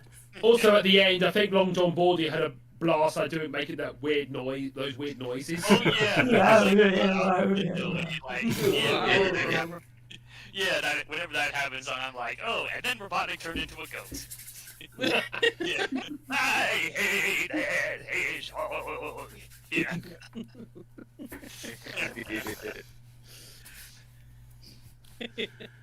Good stuff. A pair of good episodes. Indeed. Yeah, this Robotnik is so lovable. I also got a bit concerned when like Sonic was getting his money out, he was like reaching into the front of his pocket, like a pouch. Yeah. And I was like, "What are you doing, Sonic?" I was like, "Oh, it might be his fanny pack or something." Yeah. I Yeah, hope my so. legs also work as pockets. Yeah. So yeah, hyperspace logic. Yeah. Usually Hammerspace is behind you. Sonic does not care. Yep. Oh, now I'm seeing the image. Yeah. It definitely looks like he's doing something else down there. Yeah. Ooh, the fries are done. Let's get naked, Tails. You can so easily make a YouTube poop out of that, yeah, where he keeps pulling weird stuff out of his crotch. Yeah, I think someone already did that. Where we just had like looping that one scene of like Sonic reaching down there. Oh no. Elise is not amused. She has Luke's face At least expression it's not now. Amusing hard, yeah. Yeah. I am very Is amused. not amused.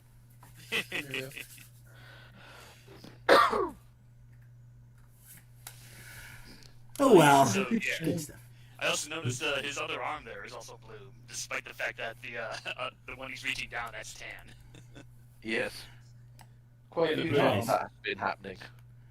As Luke already joked in another picture, he would want to do half-halves.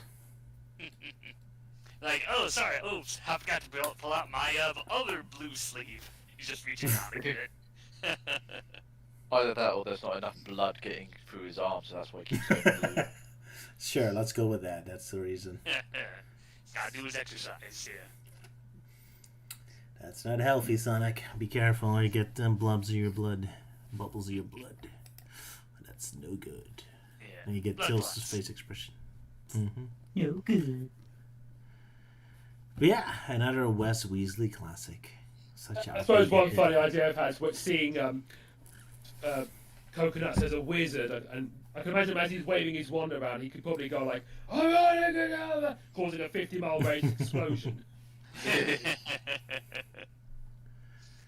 Yeah, abracahoochie, yeah. If it's a one bought by Wes Weasley, it probably works. Speaking of which, have you guys covered the Pinball Fortress episode yet? We have Not yet. Oh yeah, I speaking can't of until that one. Couple of episodes. speaking of pinballs, how many pinball machines does Robotnik own? Not Boy, enough. a lot. Oh yeah, the looping background. Yeah.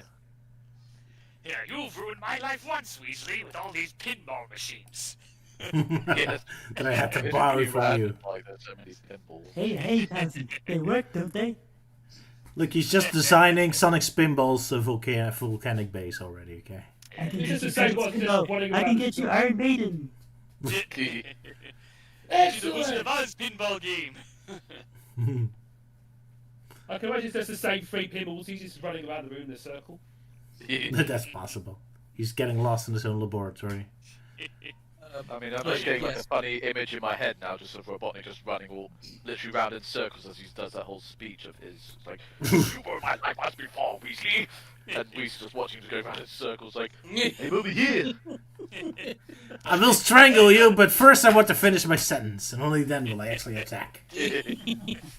Wait, now the pinball thing, like, now that I think about it, like, has there ever been a real-life Sonic pinball game? Like, no, Sonic Spinball doesn't count. I'm talking about, like, going to the arcades to play a pinball-themed Sonic game. Oh yeah, there's been pinball machines based on Sonic. really? Quickly Googling, Nice. yes, there has one existed, apparently. Rare. Yeah, Yeah, I guess they're that's you. pretty rare, yeah. Because, like, the most I know is just, like, the video games that are... Yeah, well, there's a few in video games, but the most that come to my mind are Sonic Spinball and the largely forgotten Sonic Pinball Party. For the Game Boy Advance, Yes. yeah. But apparently there was a Pinball real one, Panic. I think. I got a Google picture here. I mean, there was a tabletop version by Tomy back in ¡93. Yeah. You're Oh, talking yeah. about pinball. You make me want to go to the casino again.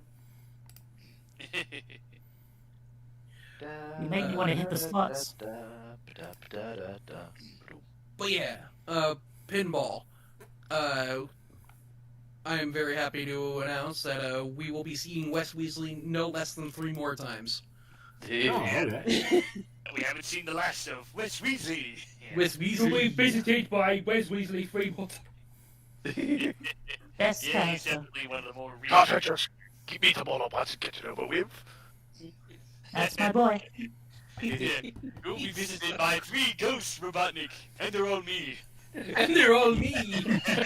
We had to save our production. I was afraid of that. Yeah. I'm the ghost of Christmas sales.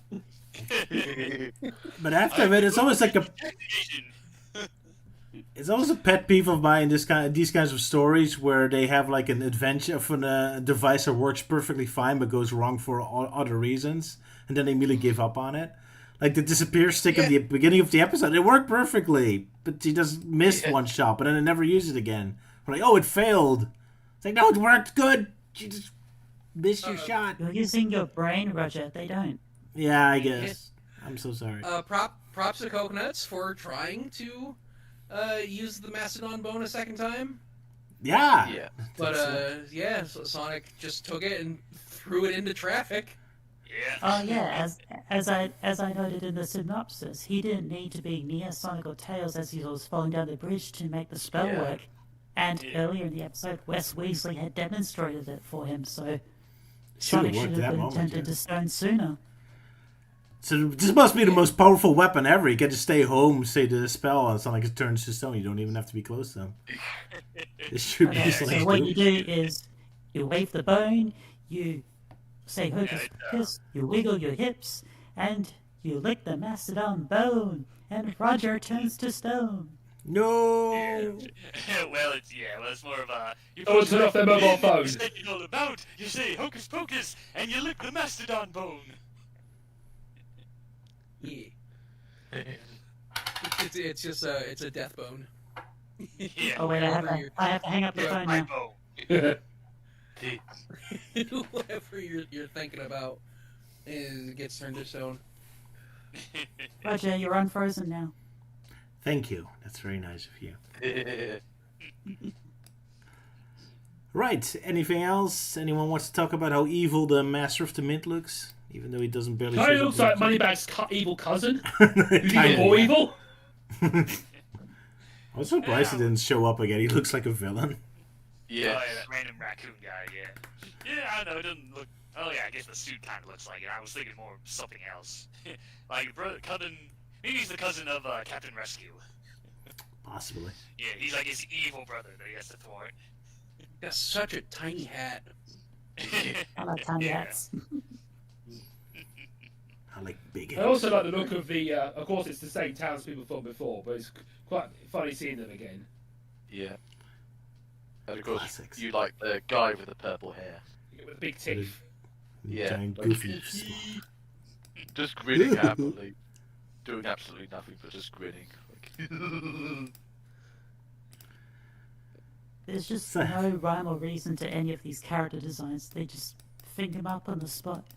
Like a goblin selling chili and just put it in. I like the guy to the right of the guy with the purple hair. He's just a dude. Yeah, he's so happy. Yeah. Little dude. Almost has a Patrick kind of feel to him. Patrick from another SpongeBob. Yeah. Except with a nose Oh, there. yeah. Oh well.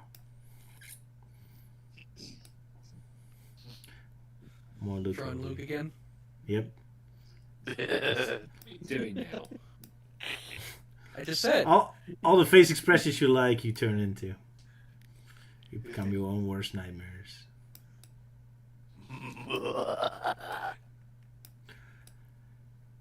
Sorry, everyone else. You should have had a favorite face expression as well. And you would have been tortured with stupid drawing. There you go. I look like the Cheshire Cat. Yeah, you basically turned into Alice in Wonderland cat, indeed. We're all bad here. There you go. Perfect. Yeah, anything else to say about this episode, or shall we move on to Fleetway again and return to our potatoes? Potatoes. A billowy mound of mashed potato. Yeah, I guess we can go back to the world of Fleetway Sonic and try and finish up that series. Yeah.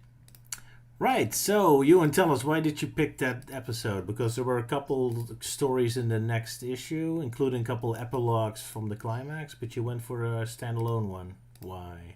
I didn't go for this one. This, no, he didn't. I suggested it. You're the responsible one, Melty. Why? Well, it's because you had no idea, because you thought every issue was, like, separate parts. But I was looking through it, it's like, no, there's, like, a whole bunch of one-shot stories. But, okay, if you want to keep it simple, then we'll just do one story, which just happens to be a two-parter. Alright, so you picked the one that was a two-parter. Okay, fair enough. But yeah, we'll talk about that soon. Let me, But yeah, I had nothing to do with the selection of this particular. Yeah, like, Euan was, like, MIA for a while when we were trying to put the final conclusions of it. damn it, Euan, you have to do that. Stop blaming Euan for everything. You're just like the But I want to. Look at him. For everything. Look at him. He deserves to be blamed for everything. What have I done? You know what? Maybe I'm gonna draw Euan like the Mint Master with that face expression. But anyway, Fleetway, who's doing the synopsis? Who's responsible? Well, me. Oh, see? I knew it. You were responsible. There you go. Yeah, I'm I responsible mean, like, in some way, but not all entirely. Roger, Invasion stop of the bullying French. people or I'll eat you. Yeah, like, the only thing Euan was responsible was accidentally putting me on the synopsis, and I'm like, what? I didn't call for that. I just suggested it. Poor Euan. Yeah, because again, this was rather late at the time when you suggested it. You're playing too much Peak. It's peaking Yeah. your brain. Yeah, doggone time zones. Indeed. Poor Euan, getting blamed for everything. Yeah, Nagged on by everyone. Mostly exactly. Yeah, just free me now. Now, tell us all about Invasion of the Vagheads. And what's a Vaghead? Is that a British slang for something? Because this episode loves its puns. I think it's veg heads, yeah. Veg heads, Vagheads, veg. But, I guess not. Okay, Euan. I don't have much to say anyway. But yeah, here we go. Invasion of the Vegheads. In Plowright Zone, not too far from the now disused chemical plant zone, Farmer... I'm not sure how to pronounce that though. It's Farmer Nige. Yeah, I'm assuming it was Nige. It was like... Is it Nige? But yeah. Niger, Robotnik. he's French. Farmer Nige is checking up on his latest vegetable crop, which has grown to humongous proportions, although he's not sure what he's done to make them grow that big, but expects to win a prize for the upcoming Harvest Festival. Later that night, mysterious figures are roaming the streets as two young lambs, hearing some noises, take a peek and getting scared out of their wits, where the next morning their mother explains to the villagers of what happened, though some believe they are just fibbing. But just as things are about to heat up, they are interrupted by the arrival of Harry Mole, a special agent of the OOER, which stands for the Outer Ordinary Events Research, who has come to investigate what the lambs saw that night. Harry inquires with Farmer Nige if he saw anything, but is more concerned that someone stole his large crops. However, it's almost revealed immediately that his large crops are actually alive and start to chase them down. But fortunately for them, they are rescued by the speedy arrival of Sonic, although he ain't interested in hanging around to solve the mystery of why these vegetables are huge and sentient. But before he can run off, he along with Harry and Nige get tied up with roots as the boss in charge reveals himself, King Edward the Potato, ruler of the Vegheads. After some gloating from King Edward, Sonic effortlessly breaks free from the roots and frees Harry and Nige, while Nige angrily distracts the Vegheads by using his Raging Bull instincts. Sonic and Harry both rush off towards Chemical Plant Zone, as the Blue Hedgehog has a hunch. Even though Chemical Plant Zone has shut down after Robotnik's defeat, no one's bothered to clean it up as a broken pipe is seeping toxic waste into the river that has been going into Farmer Nigel's soil, resulting in the mutated vegetables. Although they only just notice that Nige isn't with them, Sonic leaves Harry to close off the pipe while he rushes back to the farm. Sonic arrives back at the farm to see Nige has been grabbed by his turnips. Oh my. Which Sonic spins round the vegetables, freeing the farmer. After the Blue Hedgehog inquires where King Edward is, they see the villagers have caught the Potato King, yelling that they will cook the veg heads, but Sonic butts in to say that they are intelligent and cooking them would just be wrong. with the onions saying that they did not mean any harm as they were following King Edward's orders, as he's always in a mood about something. This is enough to convince Nige they're telling the truth, as he knows his onions. The farmer says the veg heads can have their own plot of land as long as they live in peace, which the king agrees to. Our story comes to an end as Harry says it's another case closed for the files, with Sonic adding, "Yeah, now get back to base and veg out." The end. Well, we're back at Fleetway and we get the most British story I've ever seen. Exactly. Very bizarre. I was pretty much expecting Wallace and Gromit to show up somewhere with all these vegetable competitions. Yeah, the art style makes it look like Sonic wandered into an episode of Winter the Willows. Yeah. Yeah, especially that mole guy. Yeah. When I first saw that mole guy, he makes me think of Roger a bit. Maybe due to the hat. Cool. Thank All you, right. Roger. I'll take Yeah, that. sick with Roger. Especially the panel where he runs away. It's just him cowardly. Oh yeah. It's like, You mean oh, this bravely is too much for running away? me. What? Huh? I said, you mean bravely running away? Yeah. Oh yeah, that's true. Monty Python would be proud of me. No, Sir he's Robin. like, oh shit, I gotta finish Solsticentia Part 3. Yeah. Also, the King of the Potato People makes me think of when the episode of Red Dwarf where Rimmer went crazy due to that virus and was dressed up and saying like, "Oh, you must, if you want to get out, you must see the King of the Potato People with the magic carpet." And said, "Yes, we want to see the king." And I think Rimmer says, "So let me get this straight. You want to see the King of the Potato People, do you?" Yes. Well, you want to ride on the magic carpet to see the king of the potato people? And you tell me you are clinically insane? Is that a pun or a term, King Potato? Because I remember Commander Keen also having a King Potato. Like it seems to I be think a it says, term. I think it was reference like King Edward potatoes. Yeah, the actual Yeah. potatoes called King Edward. It's a British potato brand, I assume. Yeah. Yeah. Yeah, British type of Like I said, it's a very British episode, yeah. Well, naturally. All these puns and British references. We can't handle it. Yeah, we- the one I particularly like was towards the end when Sonic like frees the farmers and the vegetables, and he's like, "Where's King Edward? Spill the beans." And some green beans are like, "Hey, you leave me out of this." So when they captured the king, you got the villagers saying, "Oh, boil them, roast them alive." It makes you think of Sam Gamgee going like, "Boil them, mash them, stick them in a stew." Boil them, Mash 'em, mash them. boil 'em, mash 'em, boil 'em, Potatoes. mash 'em, boil 'em, boil 'em. Potatoes. Potatoes. Albino black sheep. Back in my day, albino black sheep was all the rage. It's good shit back then. Yeah. Indeed. But it's funny enough that, like, not, like, the onions say, like, "Oh, it's not our fault," and Nigel's like, "Okay, I'm convinced." Yeah. I know my pulling off onions. Yeah, pulling off just a pancake moment there. Yeah. Oh, you're the cause of all of this. Like, no, we didn't mean any harm. Okay, I believe you. Yeah, like, oh, we were just following orders. It's not like we have evil grins on our faces in all the previous panels. Yeah. That's just how we smile. Also, King Edward calling them traitors. Somehow, they could have worked in a taters pun in there, but It is. Taters. Traitor totters. Yeah. traitor tots. Trader tots. Trader tater tots. Yeah. I can imagine on the packet it has that stormtrooper with the spinny thing.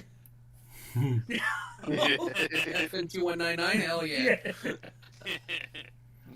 Traitors. And the best part is now we know all these farmlands are right next to the chemical plant zone. We now we feel even better about all the pink liquid getting over, because then it destroys the poor guys' farmlands. More mutated explain why- It's green yeah. liquid. Yeah. Well, I mean, I was going to say, well, it does explain why the background is also purple. There you go. Oh, yeah. But yeah, I know why it's really like that. But... Poor Right, farmers. especially those big fields that are in purple. Yeah. But yeah, Nothing out of the jeez. ordinary. Welcome back to Fleetway. Yeah. We got a double dose of British today. Yeah. Mostly on British side of puns, yeah. So, hey, I think in some ways it would have been a losing bet for Roger anyway, because if we did go back, if we decided to properly start Archie Sonic, it would have been like the gag era from like the very early days where puns were all the rage, with Dave Manick as the writer most of the time. Oh no! And now we got all the vegetable puns here. Very much so. Indeed. One thing I've definitely kind of missed from us covering Fleetway is just how much of a dick Sonic is. Yeah. Tonight for ya. He comes in and rescues the farmer and the mole, and they're just like, "Oh my gosh, you're Sonic the Hedgehog. We're delighted to meet you." And he's like, "Yeah, I'm sure." Yeah, And then he immediately wants to leave. It would be funny if he just left and never came back. And you got Sonic saying, "Oh, I'm used to confronting robots and monsters. I will not be beaten by a potato." But yeah, Sonic is his grumpy self as usual. Yep. Yeah. I think there's like two things that kind of weird me out about this comic. Is like the cow farmer guy. Where is his eyes exactly? Are they like covered up from the shade of his hat, or is it his hair, or Yeah, like what is going on there? He doesn't have them. He's faces a on the demon. The faces on the vegetables look very uncanny. Yeah. Very Always simple looking. smug. They kind of look like mascots. Yeah, I- I like I- Vegetable Man guts. I like the lettuce in the second to last panel. He's like, "Yeah." Yeah. Like, it's kind of funny Next because, is- like, yeah, because like he Oh, never yeah. turned. Did not turn up at all throughout the comic. Only just to turn up right at the end. It's like, yeah, gonna kill you. Artists suddenly remember there's more vegetables than just You can turnips. always Yes. replace the cabbage saying, "Let's fucking go!" Yeah. Yeah. Well, hey, let's all get laid. Yeah. Oh. Like, hey, it worked for Sausage Party. Yuck, yuck. Oh yeah. But yeah, our Roger Indiana Jones looking mole guy is supposed to be a parody of Fox Mulder, I guess, but not that he's doing anything Fox Mulder-y. Yeah. Or even well, looks even vaguely like him. Yeah, at first I thought the mole guy was like supposed to be a parody on the X-Files, like. especially Yeah, that's what I mean, that Fox Mulder Yeah. from the X-Files. Oh yeah. I've also just realised that the vegetable people kind of gives me the Banjo-Kazooie vibe, so if you beat up vegetables in Spiral Mountain.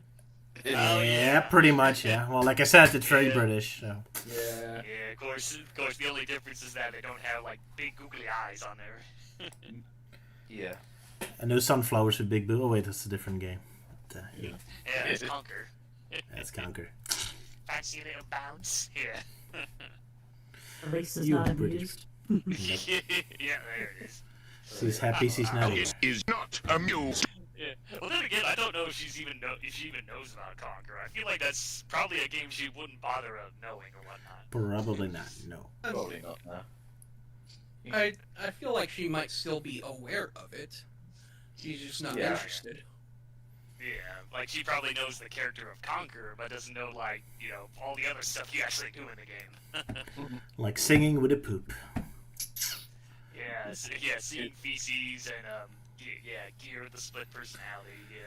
What a game. Hey, someone in the chat just said, Ali Mala 3204 says, I mean, y'all were talking about Sonic being too nice nowadays, so here's Fleetway. There we go. Yeah. Yeah, yeah. This is what we're missing: Sonic the asshole. Yeah, this is the Sonic we Yeah. know. Yeah. The hedgehog with literal attitude. Yeah. Fleetway Sonic and IDW Sonic are complete opposites. Yeah. Indeed. There you go. I It think shouldn't be that's Sonic versus IDW. Shadow. It should be those two Sonics against each other. Sorry, Taiga, go ahead. I prefer IDW Sonic to this. Same. To be fair, me too. But Yeah. still, it's a nice contrast No, for a bit, for I guess. It is definitely funny to see Sonic just being a dick. Oh, yeah. Yeah, I'd probably just take Fleetway Sonic. Because, yeah, Fleetway- IW's just gotten too boring. Which is kind of a shame, because, like, back then when we did it on Sonic Dissected, I was, like, the most optimistic one. It's like, oh, yeah, the culture starting is, we're going to have, like, big stories again, just like in Archie Sonic, because, they can't do that in the game, so let's expand into comics. And then 75 issues later, it's just become nothing more than a bore fest. We do have stories, it's just the kind that you don't like. Oh, big well, like stories. one of my main problems is like, you know, that whole strict rules and Sega being more controlling. Like, they want these comics to be more closer to the games. Okay, fine. The games have like 30 plus years of history. There's plenty of material to fully utilize and expand upon and bring back. You know, like bring back obscure characters, like give Marine her own story. You know, taking place in places where let's see more of that, or you know, go back to Imaginary Land. There's so many ideas you can do in the Dream World, but no. Now they don't do that. They No, just see, go, man, let's just Sonic stay Team in wants to Sonic's do that world and themselves.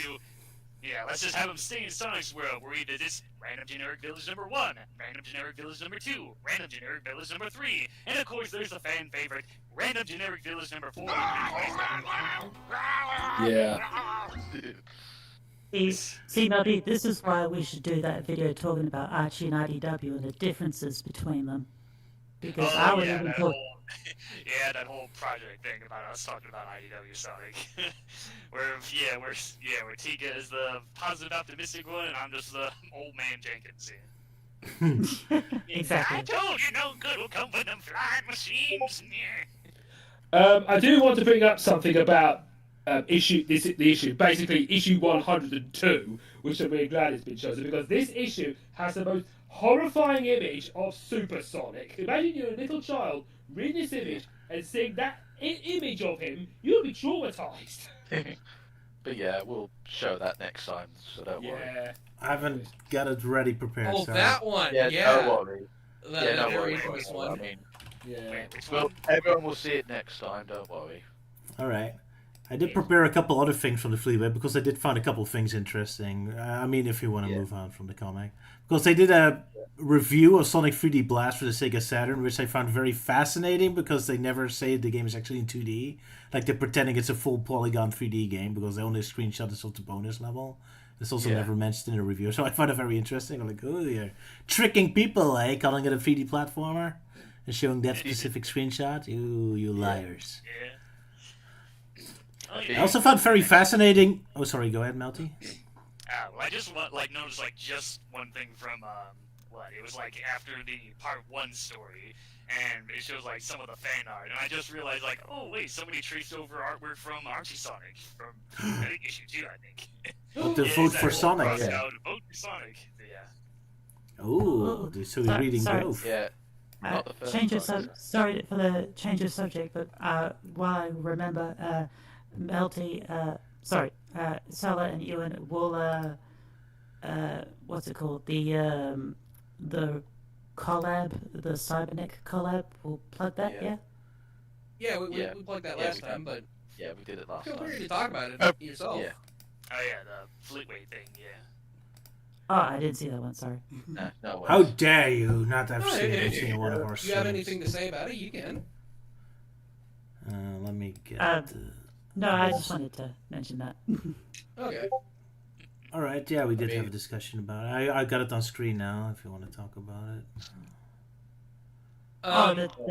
That is is be a part of that. Yeah.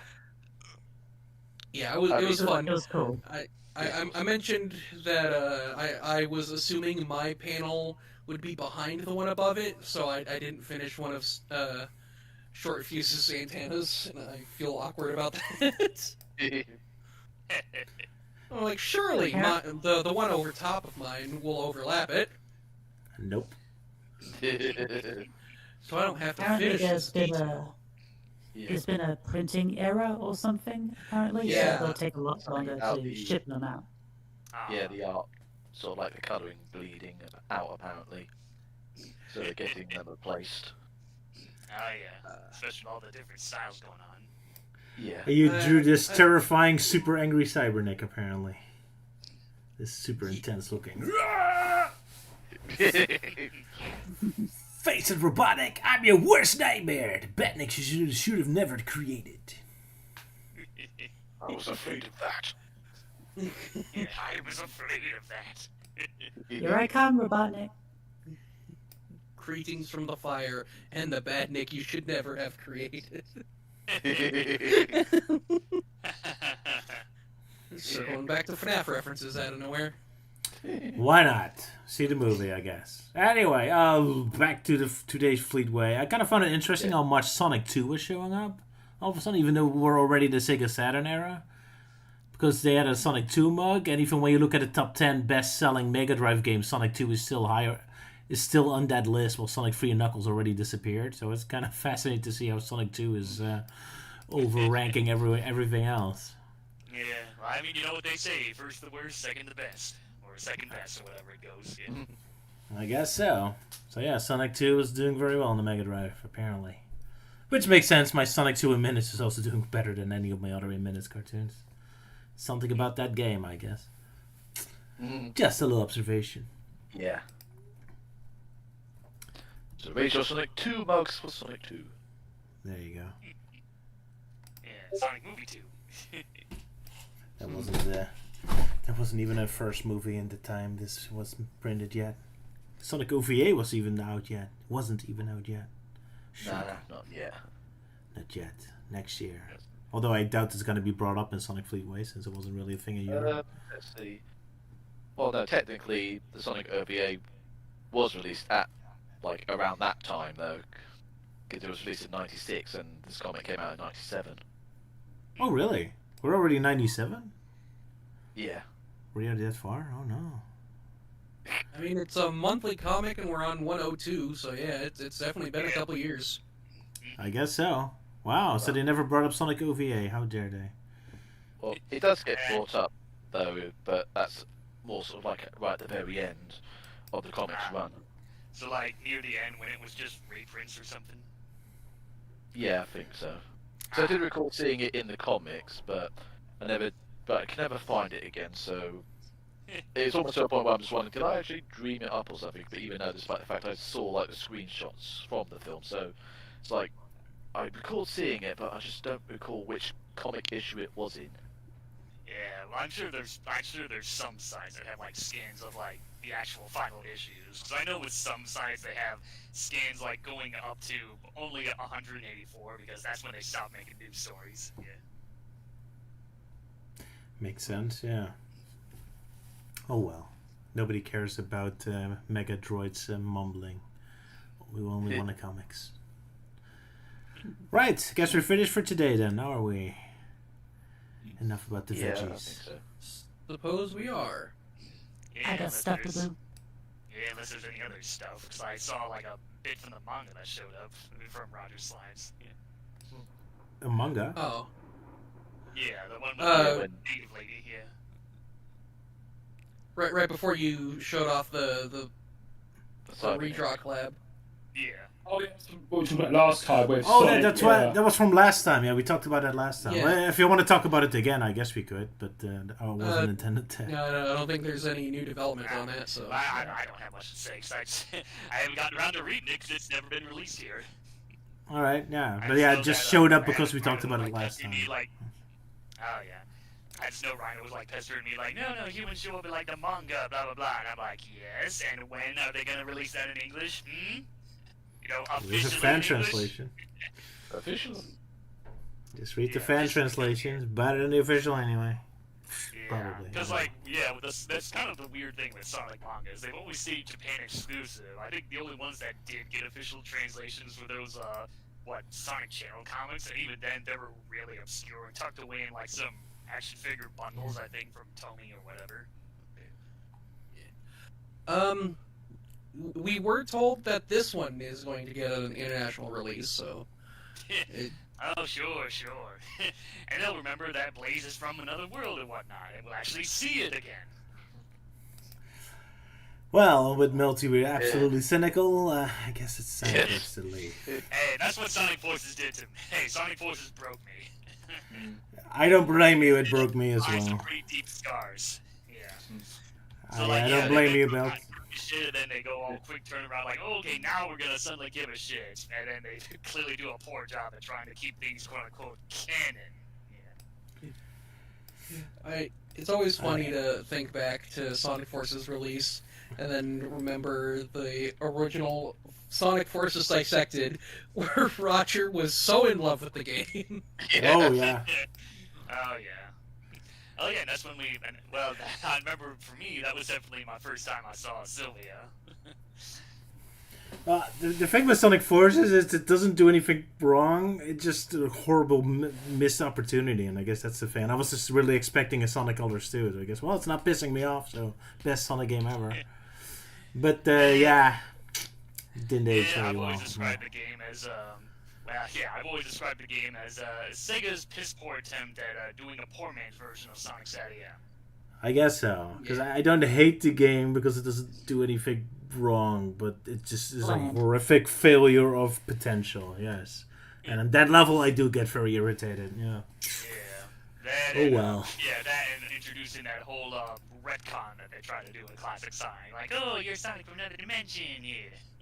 Yeah, have fun trying to fit that into the fucking canon. If you're trying to go with the no, like Sonic's still in the past, blah blah blah, then okay, what's Sonic Force's excuse? Shut up. And Infinite is basically Kylo Ren's a Sonic OC. Yeah, pretty much. How much of a wasted. Like, I'm not weak. Yeah, I'm not weak. Where? Where's my blankie? I want my blankie. Yeah, that was pretty much the only episode of Gimme Chaosers I thought was good. Everything else was just shit. No, you're insulting poor Luke. He worked his ass off for you. No, Blood and Luke tears. was always good in those episodes. It was just back then I was extremely cynical and bitter. Like, this was like still back in the day when I would still portray like classic Sonic fans as like German Nazis and whatnot. But of course nowadays I don't do that anymore. I guess I'm just more Carl Brutanelena Lucy at this point. Too much, it don't matter. None of this matters. Now it is a sparkling ball of optimism indeed. And blame it on Sonic Forces for destroying whatever optimism I had left for the games. I guess so. I did a bad job in our brains. Oh well. Anyway, anyone else has something to say or advertise what you're doing? I guess one other Sonic thing we talked about. How about those new Sonic Funko Pops, eh? Are they gonna go business soon, Funko Pops or something? So, I don't know. I'm pretty sure they're not. They're kind of like IDW at this point, you know, like people are always making up claims like, oh, the company's going out of business, then weeks go by, nothing happens, they're still in business. Rinse and repeat. Yeah. Not really into Funko. Yeah. I think it's just more like the bubbles popped. As in there's not as much demand for Funko Pop as there used to be back in the day. Ah, yeah, maybe. There's a limited amount of shelf space. The Winking Amy one is pretty cute, but... They're holding her tarot cards and whatnot. I think the ones that actually look really good are Knack and Mechasonic. Yeah. Of course, I guess with Mechasonic it's real easy. It's like, oh yeah, it's just that one Cyclops eye thing. So yeah, just copy the Sonic look in there. There you go. I'll say the one thing about Sonic the Hedgehog Funko Pops compared to every other Funko Pop is because since Sonic characters have like the big white irises, their black pupils stand out more. Yeah, that's makes true. it more genuine compared to every other type of Funko. Yeah. Yeah, it's definitely a lot better than the first time they did Sonic Funko Pops. Because, yeah, the originals were pretty ugly back then. Yeah. So. Yeah, I can quickly pull up an image of that. So. I know the ones from like Finding Nemo and Beauty and the Beast. Oh yeah, they did both the animated and live action Beauty and the Beast. Yeah. So yeah, they pretty much covered every franchise. Like yeah, if it exists, there will be a Funko Pop of it. Yeah. It's like porn. If it exists, there will be that of it. Indeed, I suppose. So, okay, just posted the image of the original Sonic Funko Pops from years ago. Wow, looks like a screenshot from the new Five Nights at Freddy's movie. Oh yeah. So yeah, that was like the first batch from like, I'm not sure when these came out. They're definitely years ago. And then later they made like updated versions and also gave us like other characters like Robotnik and Shadow, and now they're just pumping out so many. Yeah, I gotta say, I love the screenshot. It works, but... I love it because Tails and Knuckles look so shocked, the song's so pissed off. It's kind of hilarious. Yeah. It's like, now I'm just wondering where they're looking at. That's such a reaction on it. But yeah, sorry, Taiga, go ahead. Yeah, it's just what I was saying is like it works with every other type of Funko, but with these Sonic ones, yeah, with the white irises they look better. Yeah. Yep. Needed some time to figure it out. But yeah, I don't have the shelf space for it, so I'm gonna ignore it. But, yeah. So, Cute, I guess. I'm just noticing in the comments that Rhino's complaining that we didn't give a quick recap about Fleetway Sonic now that we're going back to it. Oh god. Yeah, well, because we didn't do the proper epilogue Sonic ones. but Because British. There you go. Yes, There we go. Sonic but British, there you go. we'll do a proper talk about Fleetway next time. I guess we just did a quick random one just for fun. Because this one was just a random story anyway. Next time we'll have a proper, where we actually have an epilogue for the climax. And Yeah, we need to get back into our Fleetway Sonic groove because it's definitely different from like the Sonic X comics. Where it's like, oh, it's just one story, that's it. But like Fleetway, no, there's like 3 different stories. Like, okay, we gotta organize which ones we're gonna do this stream and the next stream. And it's a little puzzling, yeah. But yeah, that's for next. Next time we'll do a more proper Fleetway thingy. This was just a quick one to get back into it. Thank you guys for having me on today. Sure. Yeah, thanks for stopping by. yeah. It was our pleasure and your dismay. And thank you for the spectacular thumbnail. Exactly. Nice, You're very welcome. nice thumbnail. Indeed. Yeah, and My that's only really request hard now is for your next bunch of YouTube poops to include a bit more lewdness, just to make it easy. Oh, I can fix that. Yeah. My one was a bit lewd with Robotnik stripping. Yes. Yes, it was. Perfect. Yeah. Yeah, definitely a lot of YTPs. Alright, sorry Elise, but we have a request, so. Yeah, we have a request. We still have plenty of episodes left to go, which, well, actually, like, I think I looked ahead, and next episode's gonna be interesting, because I don't know what we're gonna do next time, but I know the next episode will be featuring the return of Breezy and Robotnik Jr. Ooh. Yeah. So, yeah, that's gonna be Melty's happy. Yeah. Well, that's an excuse to have lots of lewdness, I guess. So yeah, see everyone. Okay. Yeah, Bye-bye. yeah, I guess no advertising. Bye, So, everyone. goodbye. Oh, yeah, if you want to advertise Cheerio! something. Melty, advertise then? Well, I mean, I already advertised my Forgotten Media episode, so I'm good. Alright. I'm streaming Power Wash Simulator 2 with Sylvia tomorrow. Yeah, There you go go. watch that tomorrow. Do it now. Or do it now. Tomorrow? Wait, I'm doing not much at the moment, so I can't really advertise anything. So sorry about that. Well, okay, I have one thing. It's not really advertising. It's just after the stream, I'll be busy putting up Christmas decorations, which I recently got a Robotnik ornament to go along with it. So that'll be fun. Version. It'll fit well with my movie Sonic ornament. Yeah. Cool. Yeah. Hi I everyone. hope it has the face expression of Luke. Bye-bye. Yeah. Goodbye. Cheerio. bye. Oh no. Go to bed. Go to bed. Fuck your dad. What? Where did that come from?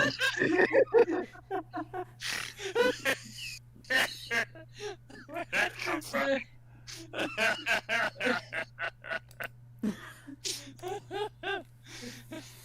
And we're off. With a random song Could you probably play of that mine. one more time? Yeah.